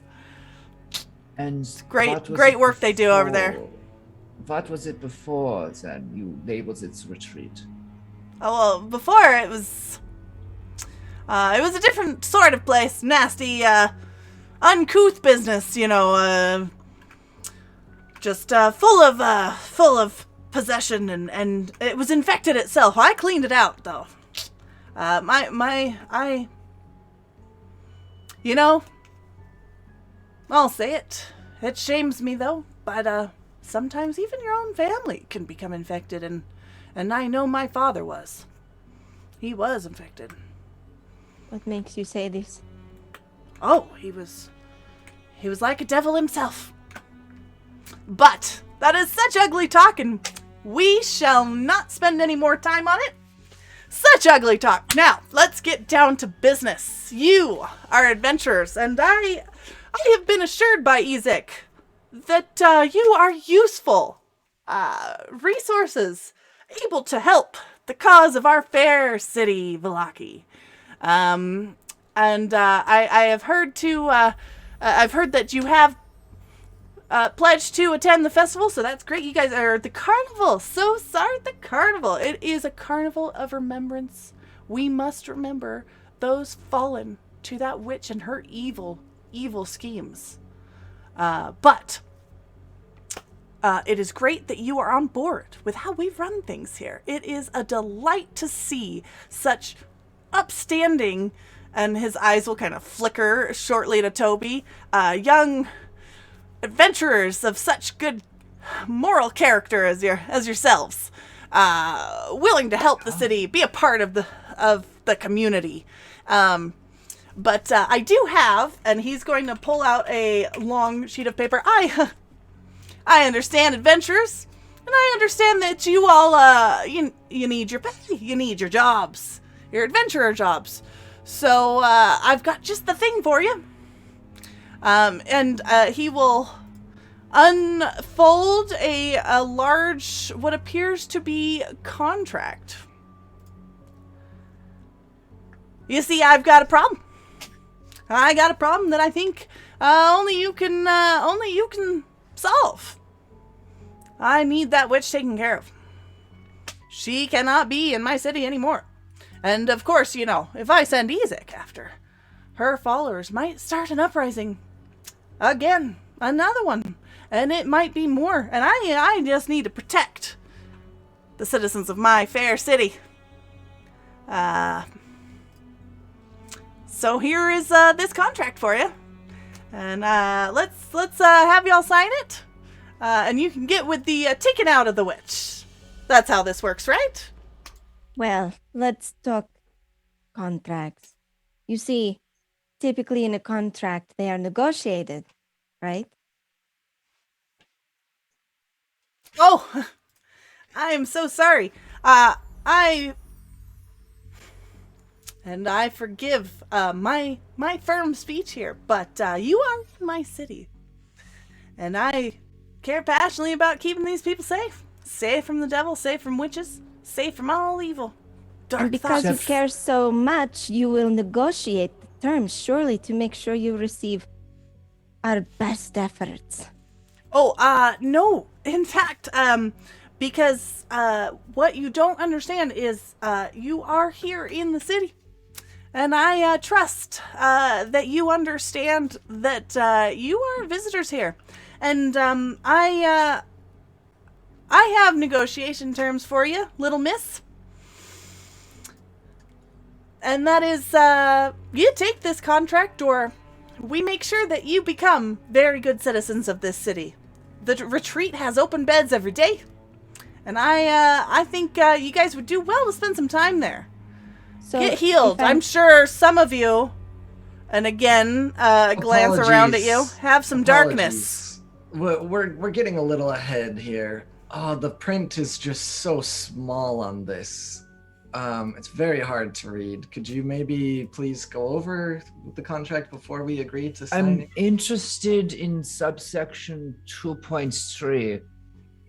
The incapacitation or otherwise coercion of up to 5 Vallaki citizens. You said you're concerned about their safety and are hiring us, but are willing to throw at least 5 people away.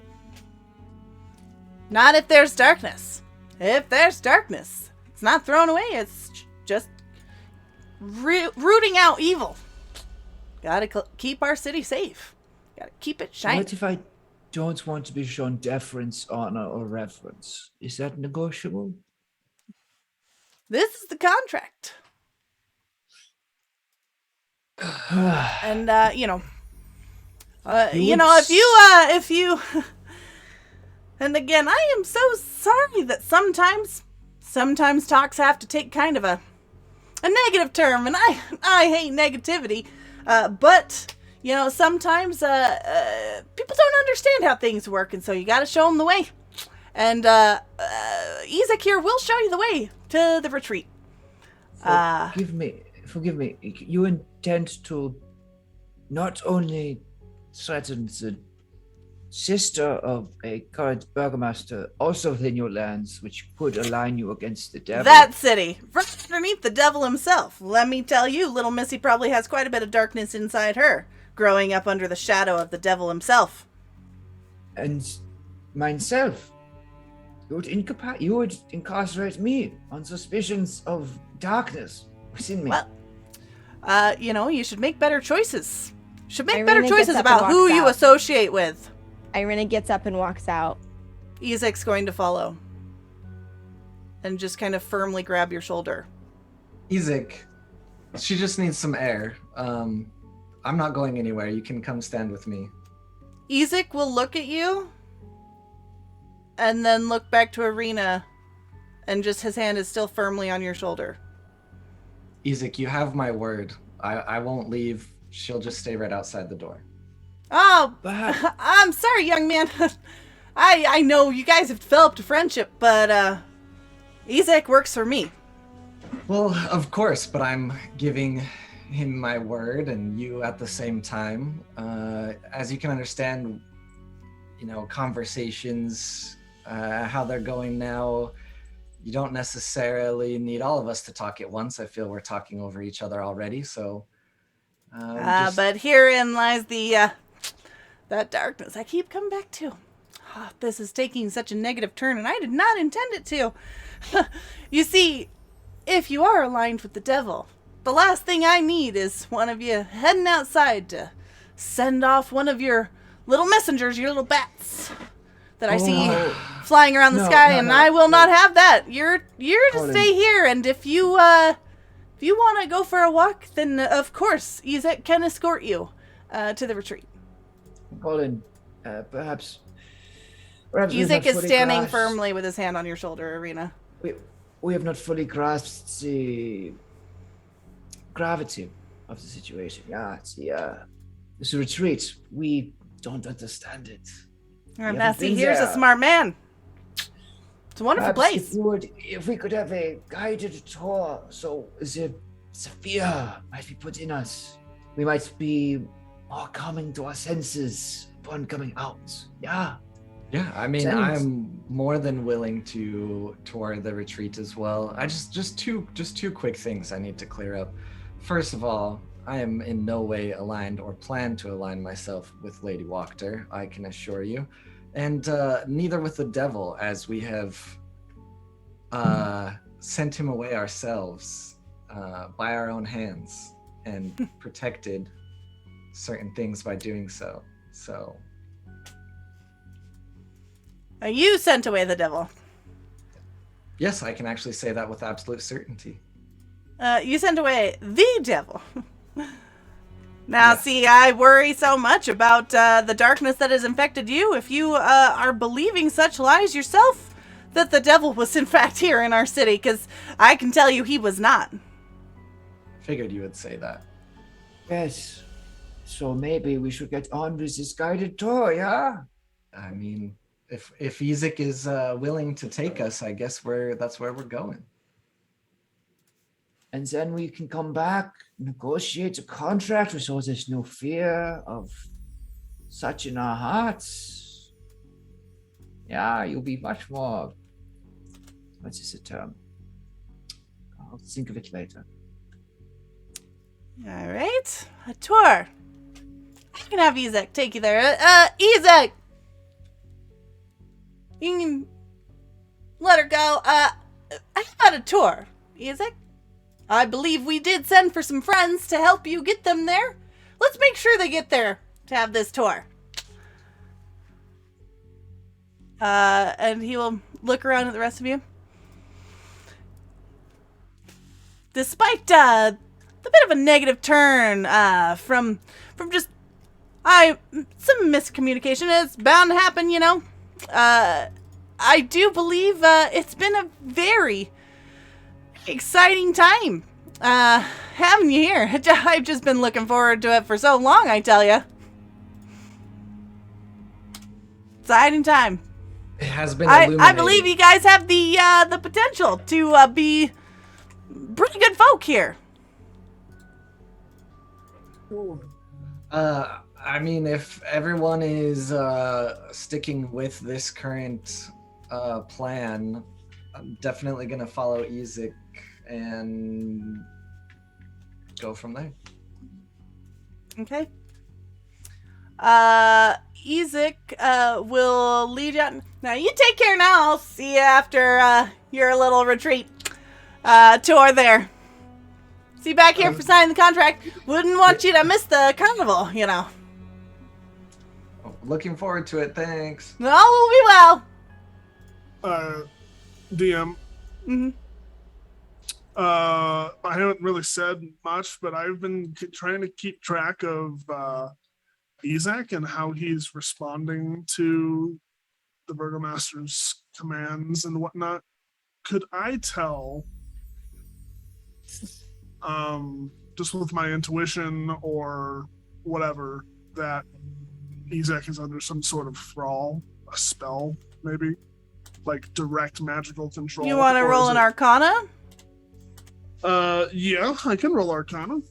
I'm sure that will be just fine. 20. Yeah. He does not seem to be under any thrall.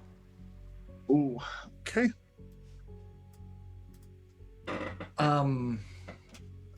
They sent other guards too, didn't they?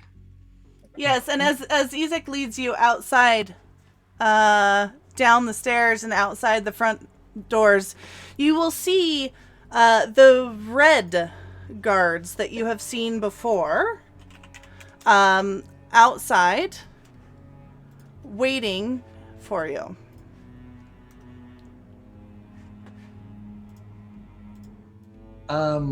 To make it easy on my part, if there's any way at all I can position myself and Isaac in a way where I can whisper at least one thing to him during the journey, that is my main goal. Okay. What would you like to whisper? I would say, Ezek, no matter what this man saved you from, or no matter what you think you owe him nothing. You are your own person, and I hope you see what he is doing wrong and what you have witnessed together with us. He will not respond, but gesture for you all to move forward.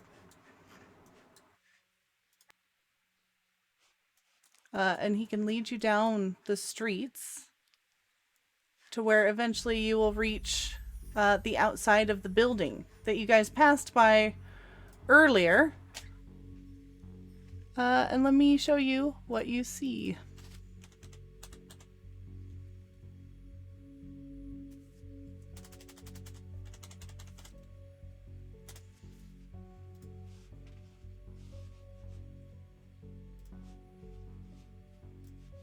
As you walk up out front of the building,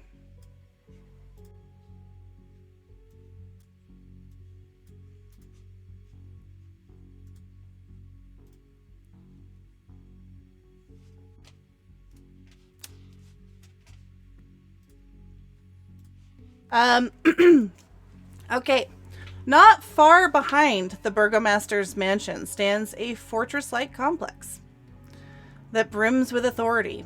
The two-story building is supported by a tall stone lookout tower, atop which you catch the faintest glimpse of guards peering out over Vallaki. The front of the building bears two giant wooden doors that sit heavily in their frames. And apparently my map has decided not to do any sort of We're cool. yeah. We're not going to do any meta stuff. You can trust Please us. don't. Yeah, I don't know why it has done this to me, but it is sad that it has. Here, we'll do that. See if that Let's go. changes anything. Go Ah, on the ahead darkness. and zoom on in. So we won't ruin it for chat, even though you guys got a glimpse. You guys can walk in. Ezek will lead you into the front doors.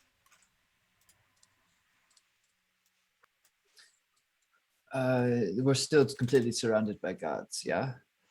Mm-hmm. Okay. Well, you know. So, I wish you guys hadn't gotten a view of the map in its entirety, but it's fine. Okay, so let's stop that and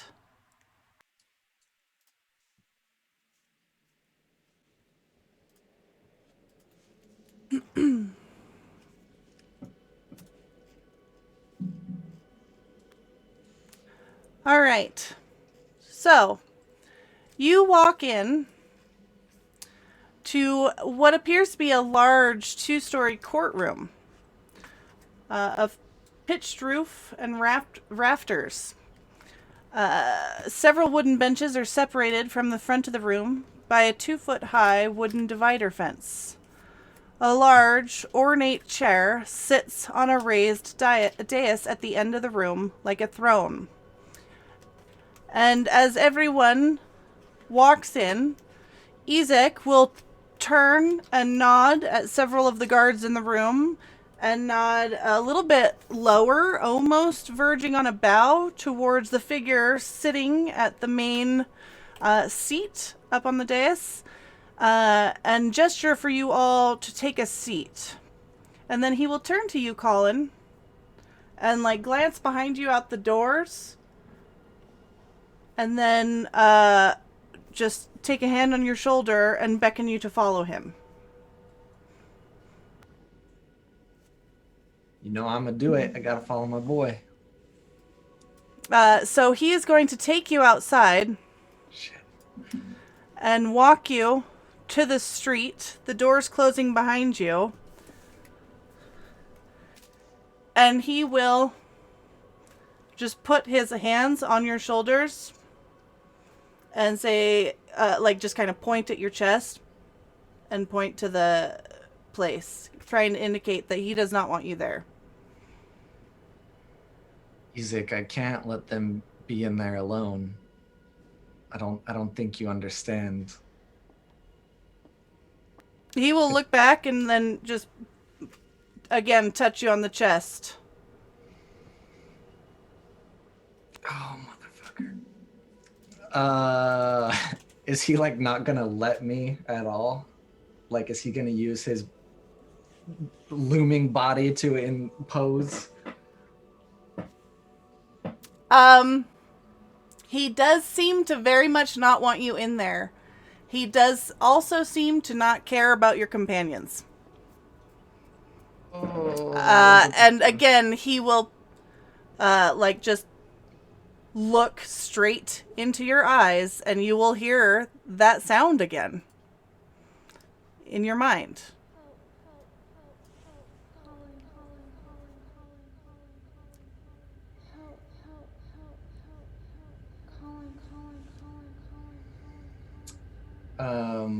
I'll just look at him real quick and say, I don't know why I feel this way, but for some reason I feel like you have been silenced, and it's not something that is natural, and someone took your voice from you, and it's not fair.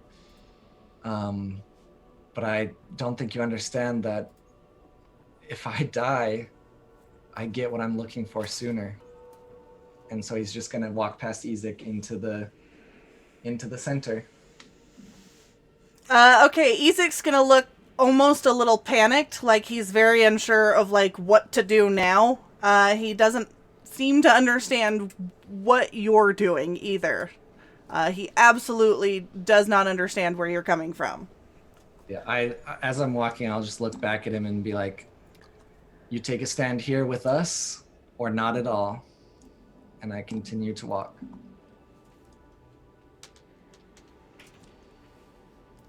He will stand there for, like, a long time. And then follow you in, looking very stiff and uncomfortable.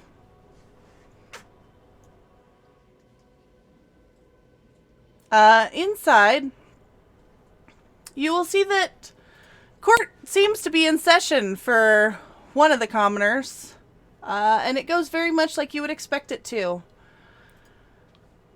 Accusations of darkness, of spreading lies, of cruel and intentional uncheerfulness. At which point sentence will be passed, and the commoner, looking defeated and resigned, will allow himself to be walked from the room and into the space beyond. And then one of the guards will come up and stand to Isaac, and he will just kind of pause and look at all of you and gesture for one of you to go up there. I'll do it. I'm sorry, I was under the assumption that this was a tour. Or is the Baron not a man of his word? Isaac's gonna look very uncomfortably up at the figure on the dais. And you will hear kind of a whispering, raspy voice. I hold judgment of all that come through here. But if you are protected by that one which we made so strong, I suppose you can have a tour. Though I do find you all lacking in moral character. I will be sure to make a note of it. And he looks somewhat like that one on the left. Most of his face is hidden. So, I remember last time we saw these, I was kind of giving it a cursory Monster Hunter glance. Now that I'm closer, these appear kind of elfy, like last time still, like definitely confirmed. Yes, very, elfy. very elven. Like the long, slender fingers, the very, like, pale, almost translucent skin of, like, a high elf. Right. And there's no odd way they hold their jaw that might betray some kind of extended canines or... From what you can see, there has been none. Would you want to roll, like, perception or investigation? I would love a chance to. Let's do an investigation roll. A natural 20. Oh, no, Okay. whatever. Even though there is a mask covering most of their face, when the mouth is speaking, you do not see any sort of fangs or elongated canines. Mm-hmm. Okay, so they're just weird elves. All right, good. As I walked up to offer myself, but then, was saved, can I size them up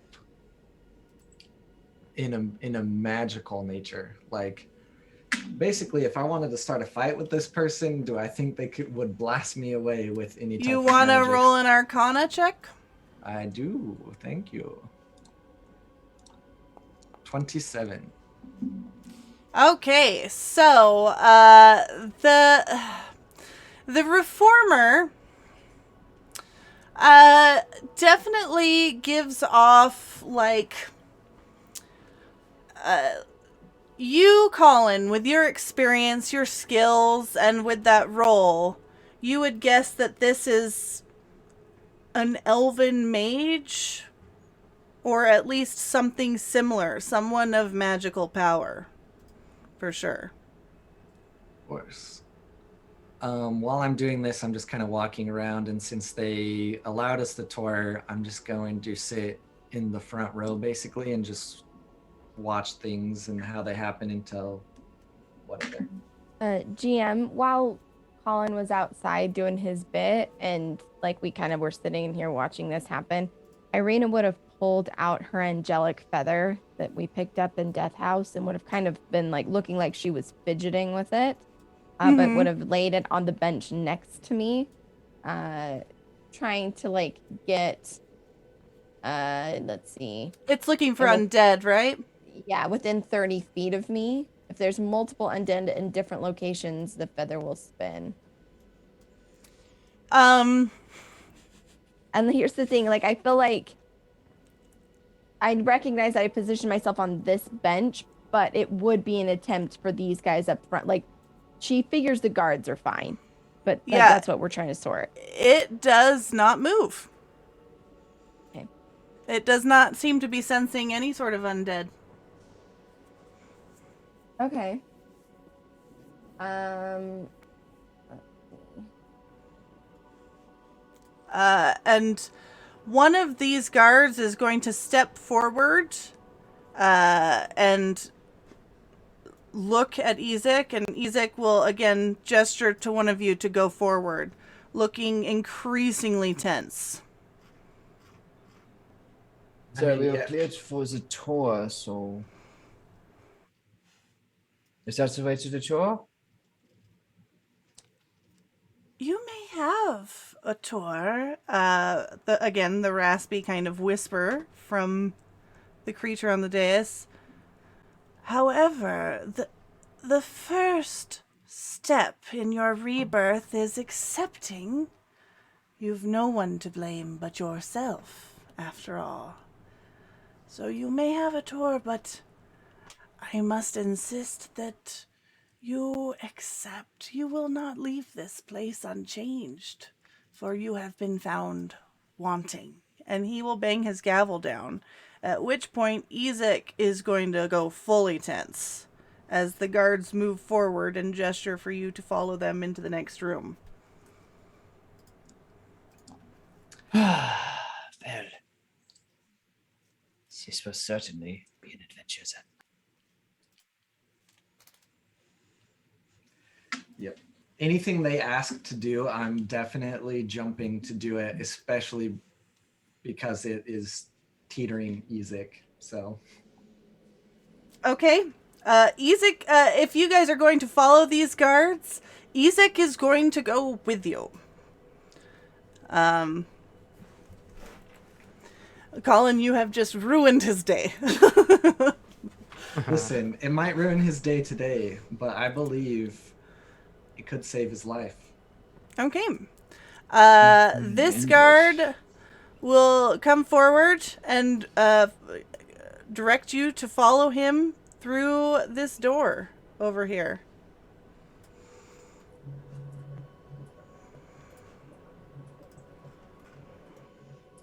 And you can walk through into... It seems to be like a processing room. 3 armored guards resolutely stand watch. 2 benches, a pile of discarded clothing and shoes, and some lockers sit along the western wall. To the east, behind floor-to-ceiling iron bars, is what appears to be a large prison cell with a handful of huddled occupants. And you are... Ezek will glance at the guards and just kind of grunt. And they will stare back at him for a tense moment. And then one of them will look at you. I take it that you are on a tour, so I will need you to remove all your weapons, but you may leave your clothing that you are coming in with on. But all manner of darkness, please shed it and leave it there in the pile, and we will dispose of it. Silly me. I almost said I don't even have any weapons, but I forgot that I picked this up, and he'll pull out the sword and give it to them. Thank you. I will deposit my axe and spear and javelins and dagger.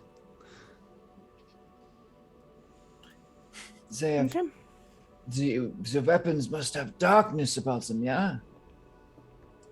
All manner of darkness you have on your person, please. I have no manner And of darkness on my obviously, person. weapons. I have If my you are walking willing to staff. play games, visitor, we may seek that out with the reformers. I only mean to say these weapons have only been used against the creatures of darkness, so how could they hold any within themselves? I am sure the taint has grown strong just from fighting the darkness. I have seen it happen. Please discard of your weapons. I may keep my walking stick, of course, yes? I'm an old man. Ezek will kind of step forward a little bit, and they'll... Yes, you may keep your walking stick. Very good. Then I will, I'll hand over my crossbows. Okay. And a dagger, and another dagger, and a stake. A few stakes, actually. But, you know. Medium rare? No, actually, they're quite bloody. And one of the guards will kind of signal to a guard outside of this cell, and he will come unlock it. And you guys can walk through and follow into what appears to be the main walkway of the building. Of the many doors leading into this room, one heavy wooden door sits on a curved stone wall, and a wide staircase takes up the center of the room.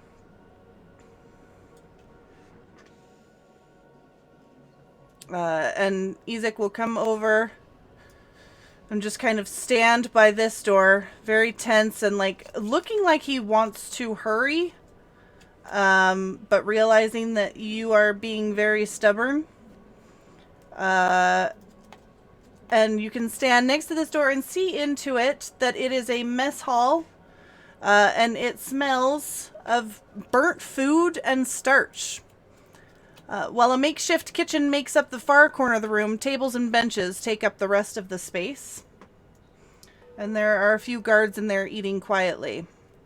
And a skinny old man is currently sweating over the pots and pans in the makeshift kitchen.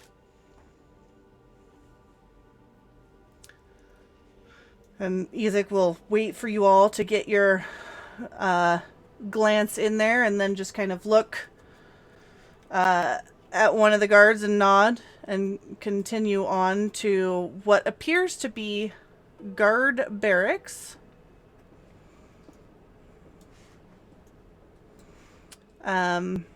With rows of simple beds taking up the space of this room, each with an accompanying footlocker.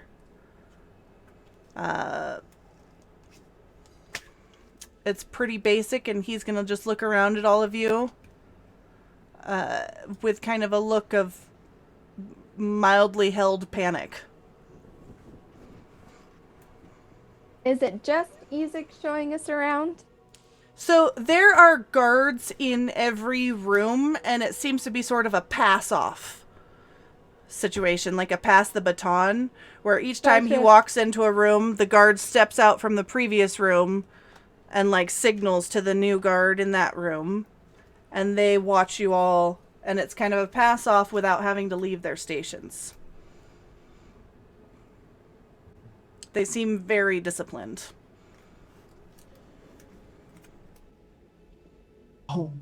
I spoke to Isaac in Infernal before, and he shook his head. Does that mean that he knows it? You definitely got that impression, yes. Irina will kind of cock her head to the side, looking at Isaac, and in Infernal say, what lovely lodgings!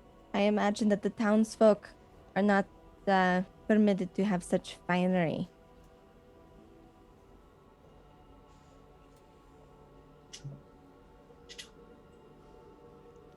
Do I get the sense that any of the other guards understood what I said?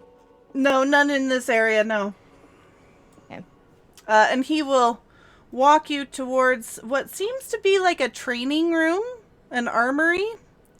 It's like the tall stone tower that you saw outside, and it far outdates the rest of the building. The watchtower is hollow, save for a large stone staircase that spirals up a ladder. And seems to lead up to like a rooftop hatch if you were to kind of go around the staircase and peer up there. The ground floor contains several lockers and shelves bearing a variety of weapons. The majority of which are longswords, short bows, and pikes. Suits of armor sit on stands waiting to be donned. Hay litters the floor in the center of the room, serving as padding around a pair of training dummies.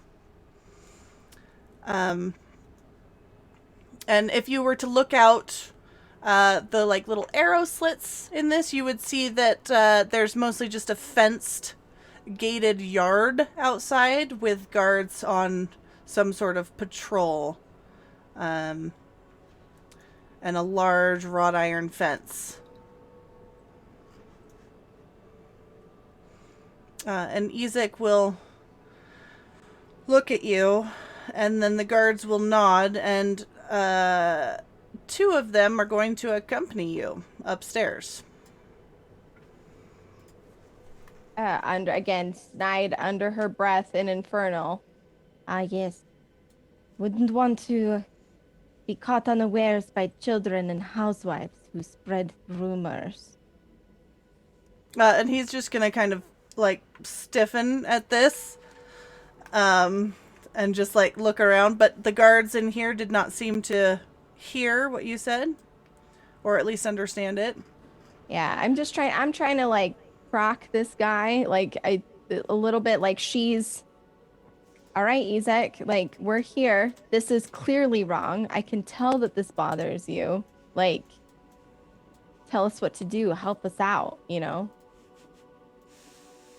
Yeah, so he will lead you, I'm sorry, he's gonna lead you back out the door of this watchtower and upstairs, since those stairs just lead up to the roof.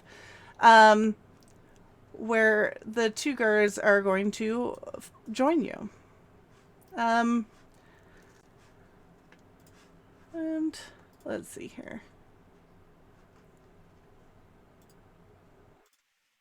And up here, the tone definitely changes. As you walk out of this kind of stairway room, and Ezek will very slowly walk out there with the two guards behind you all, just kind of following ever closer. This appears to be a prison ward containing rows upon rows of cells, locked by floor-to-ceiling iron bars. Each contains a makeshift cot and a single bucket for waste. The majority of the cells have occupants in all varying states of mental health, it would seem. Some pace their cells angrily, others cower from unseen evils and talk to themselves in long lines of gibberish. This place feels more like a mental asylum than a prison. And Ezek is looking increasingly uncomfortable. And as the guards continue to almost like they're herding you now from behind, they will usher you back to the room where you came up the stairs and say, all right, enough of your tour. Now it is time to meet the reformers. I believe that is what you are here for, correct, citizens? Oh, no, we were just here for a tour so that we could better advise ourselves on some deals. I think it is time for you to meet the reformers. How many guards are with us right now? 2. Well, there's a third in this room that you're in, but there's 2 just going around with you now. Mm-hmm. Irina will turn it and look at Ezek. And in Infernal, you would let them change us. After fighting in the streets with you, after fighting to protect those people that he keeps locked in cages, you would let them do this. Why? He's just gonna, his eyes are gonna move past you and he's gonna look to Colin. And there will be an almost imperceptible, shake to his head.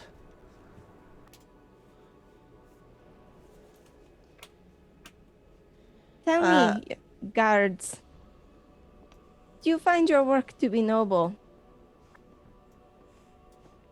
Or does it fill your nightmares with dread? They will sneer and say, it is the noblest work. We are rooting out evil and darkness. Those that would invade our city. And when the darkness isn't within you, you will be happy to come to this place. It happens from time to time that one of our own falls. Is Heaven tormented forbid. And falls victim to dangerous, terrible rumors and dark whisperings. Yes, take me to these reformers. Ezek's just gonna kind of nod and then walk forward, and he actually, Toby, you're gonna get a scent of fear from him. And as you walk into this room after him,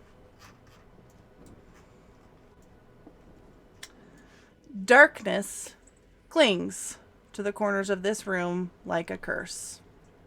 Heavy black curtains separate the space and warp the walls, making the room seem somehow unstable. The entranceway contains shelves stacked with small, cloudy jars on one wall, and a shield with a coat of arms on the other. The central chamber contains a single chair that's been mounted to the floor. Leather straps are attached to armrests and legs of the chair, and currently hold a victim. The only wall enshrouded by drapes displays a massive painting depicting a demonic figure on a flaming horse. The figure smiles cruelly and clutches the mutilated corpse of a dead child, while other witnesses flee in terror. And standing over this person strapped to this chair is a reformer. And he appears to be in the process of casting some sort of magic directed on this person's forehead, who is sweating and screaming. Can I tell what kind of magic this is? Roll an Arcana check.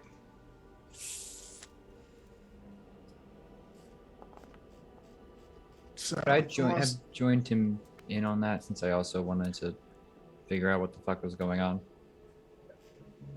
Yeah, you want to, like, help with that? I would like to assist, given that we are both people with walking sticks, and we could reliably lean on each other and have a brief, perhaps, exchange of, oh, sorry, what the fuck is going on? Yeah, so if you're looking for the type of spell, it almost seems to be a variation of a few different spells. Hypnotic pattern, dream, and suggestion kind of woven together.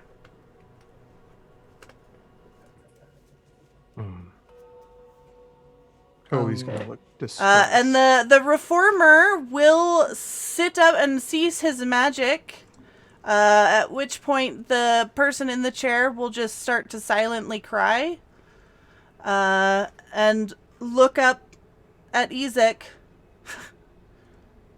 Hello again, Ezek. The arm is looking well.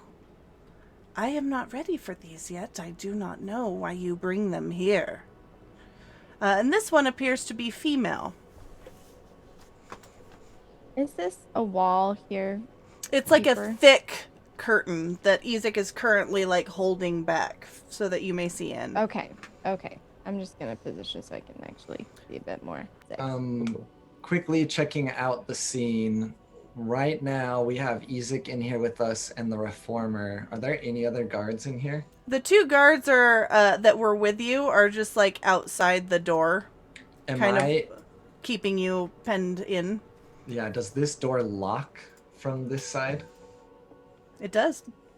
I am going to very quietly lock it from this side and then walk forward and act like I'm ready to be reformed. Quickly. Ezek is stepping forward, very not okay with that. Having seen, having understood, or rather, assuming at least Winchester understands, the potent mixture, jungle juice of mind effects that these guys are putting people under. Can I get the sense that this is also affecting Ezek in a more constant state, or does it seem to be... Roll vibe check for me. Oh, okay. Insight. Oh, I missed 7. 19. Okay, so you would guess that the process of Reformation used here is more something used to break the person, and is not like a lasting cast magical effect, but more an intense, horrifying process which will break a person's mind, leaving it open to molding.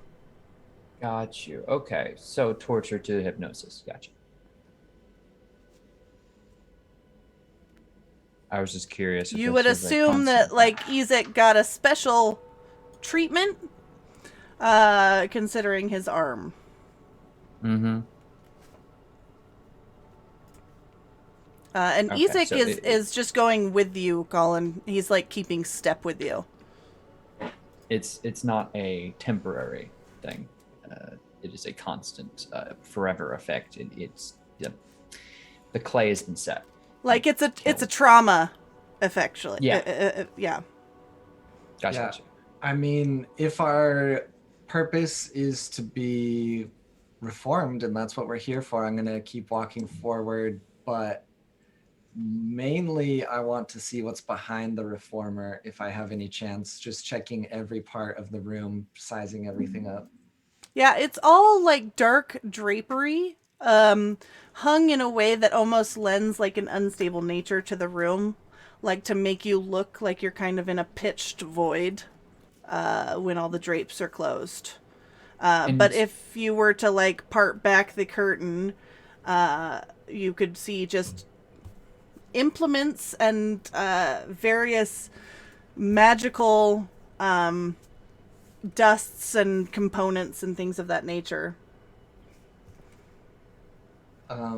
Okay, lastly from me, I mean, I know Ezek really doesn't want it to happen, but that's what they want to happen. So I'll just look at the reformer and be like, so what's next?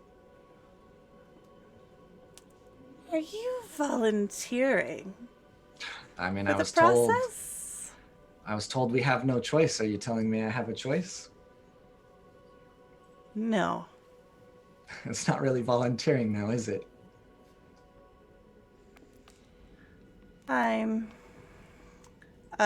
And she is going to just pull out a dagger and slit the person's throat that's on the chair, and then kind of roll them out of the chair.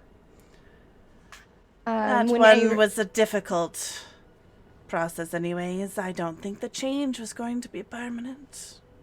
Her doing that, Irina is going to use primeval awareness. So, let's see. I'm just trying to get a better read on what the fuck these things are, because they're not kind. Aberrations, celestials, dragons, elemental fae, fiends, or undead present within a mile. It doesn't reveal their location. I'll just, like, know. So you don't sense a creature type, other like these I appear said to the be type. elves. Okay, gotcha. These appear to be this woman appears to be elven in nature. However, if you're trying to just throw out awareness here, it's like if you're looking for an aura, it is just dark around her, like almost eating up any light. Yeah. This person so is evil. Oh yeah, for sure, no doubt. Can I give like a quick scan of the group, like a head nod, like it's time? Ezek is slowly just kind of with care trying to position himself between Colin and the chair. I'm walking towards the chair, and yeah, I'll definitely flash you guys a look like back in whatever you do. The others, like, seeing the aura, Irina under her breath would in her typical speech, which I believe is Sylvan for her casting, is going to cast Hunter's Mark, looking at this person. I understand Sylvan, so I'll also mark them as Slayer's Prey. So you are casting something? Yeah, I was gonna say their head is gonna flick up, and you're just gonna hear kind of like a hiss, and they will smile. Irina will smile back and be like, "Perhaps we can make something stick in your fucking head." And she's going to rip off the 2 dagger patches off of her cloak, giving her 2 daggers, and let's fucking go. Okay, so the good table that you all received, you get a surprise round. Oh, fuck.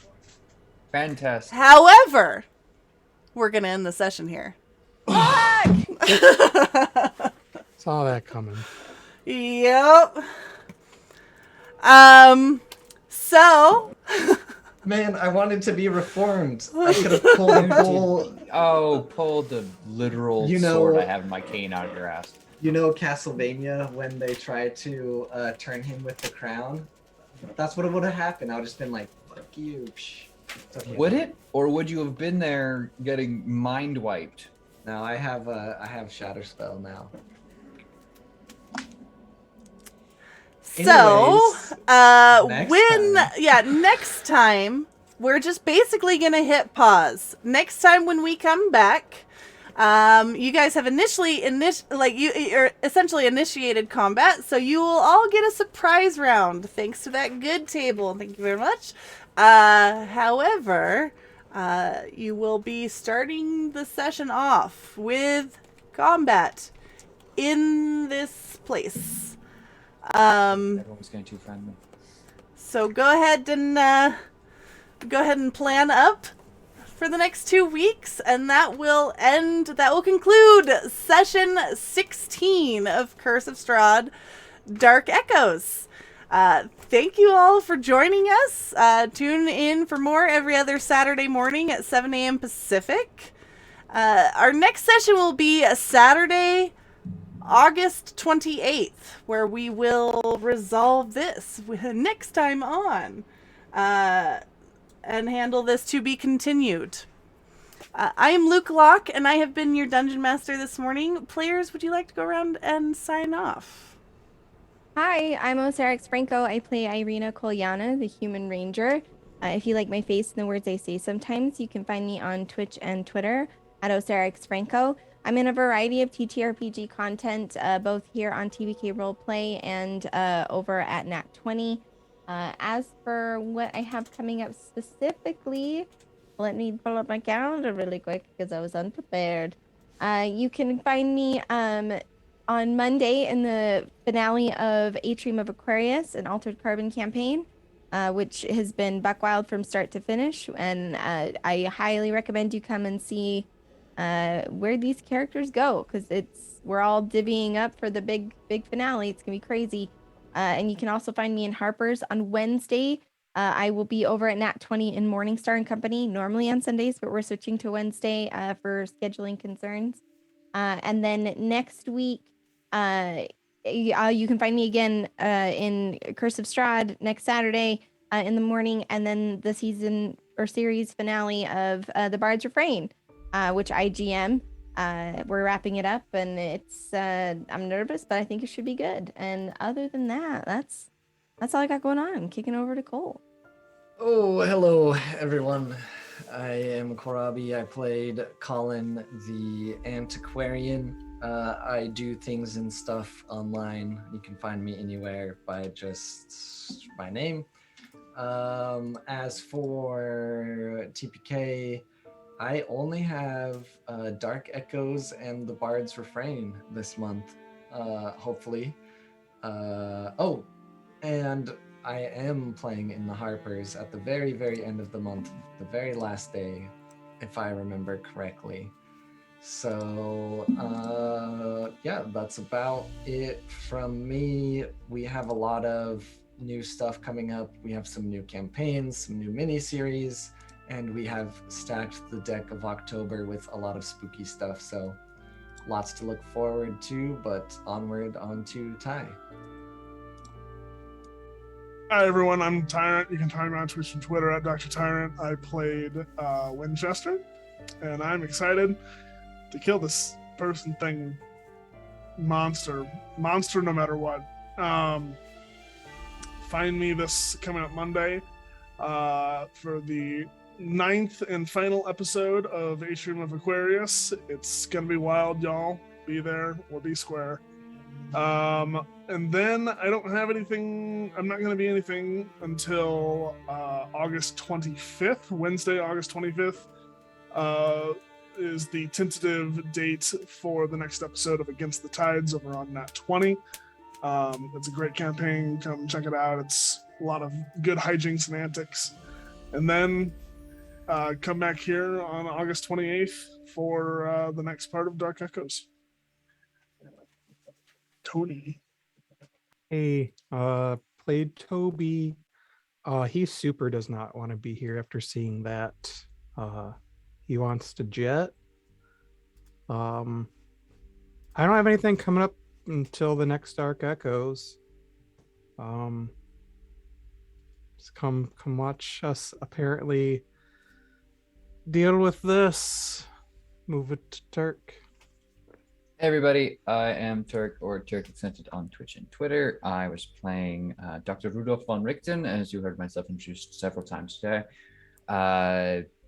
If you want more of me processing trauma, then please come and hang out on the 17th here with Harper's, as I'll be playing Ulrich. And then on the 22nd, I'll be over on Neon Lights with In His Divine Name, our only war campaign, where there's, oh boy, we're getting close to the end here. Turning city blocks into glass and losing companions out the ass. It's tough. We'll be back here, of course, on the 28th, and also Bard's Refrain. Oh my goodness. Then on September 7th, we'll be kicking off Oathsworn. So get hyped for that. Some more news on that will be forthcoming on Twitter. So keep a lookout. Thank you all so much for joining us. I'm gonna throw it back over to Luca. All right, and if you want more of me, I will be back here for the Altered Carbon Atrium of Aquarius finale on Monday, and then running Harper's, which is another to be continued sort of episode on the 17th, Tuesday. And then we're starting City of Mist campaign. Madness Calls It Forth on Monday the 23rd, which I will be playing Excalibur in. And then we're back for Dark Echoes and the Bard's Refrain finale on the 28th. And I am not okay. But thank you all for joining us, and have a great rest of your Saturday. Bye, everyone.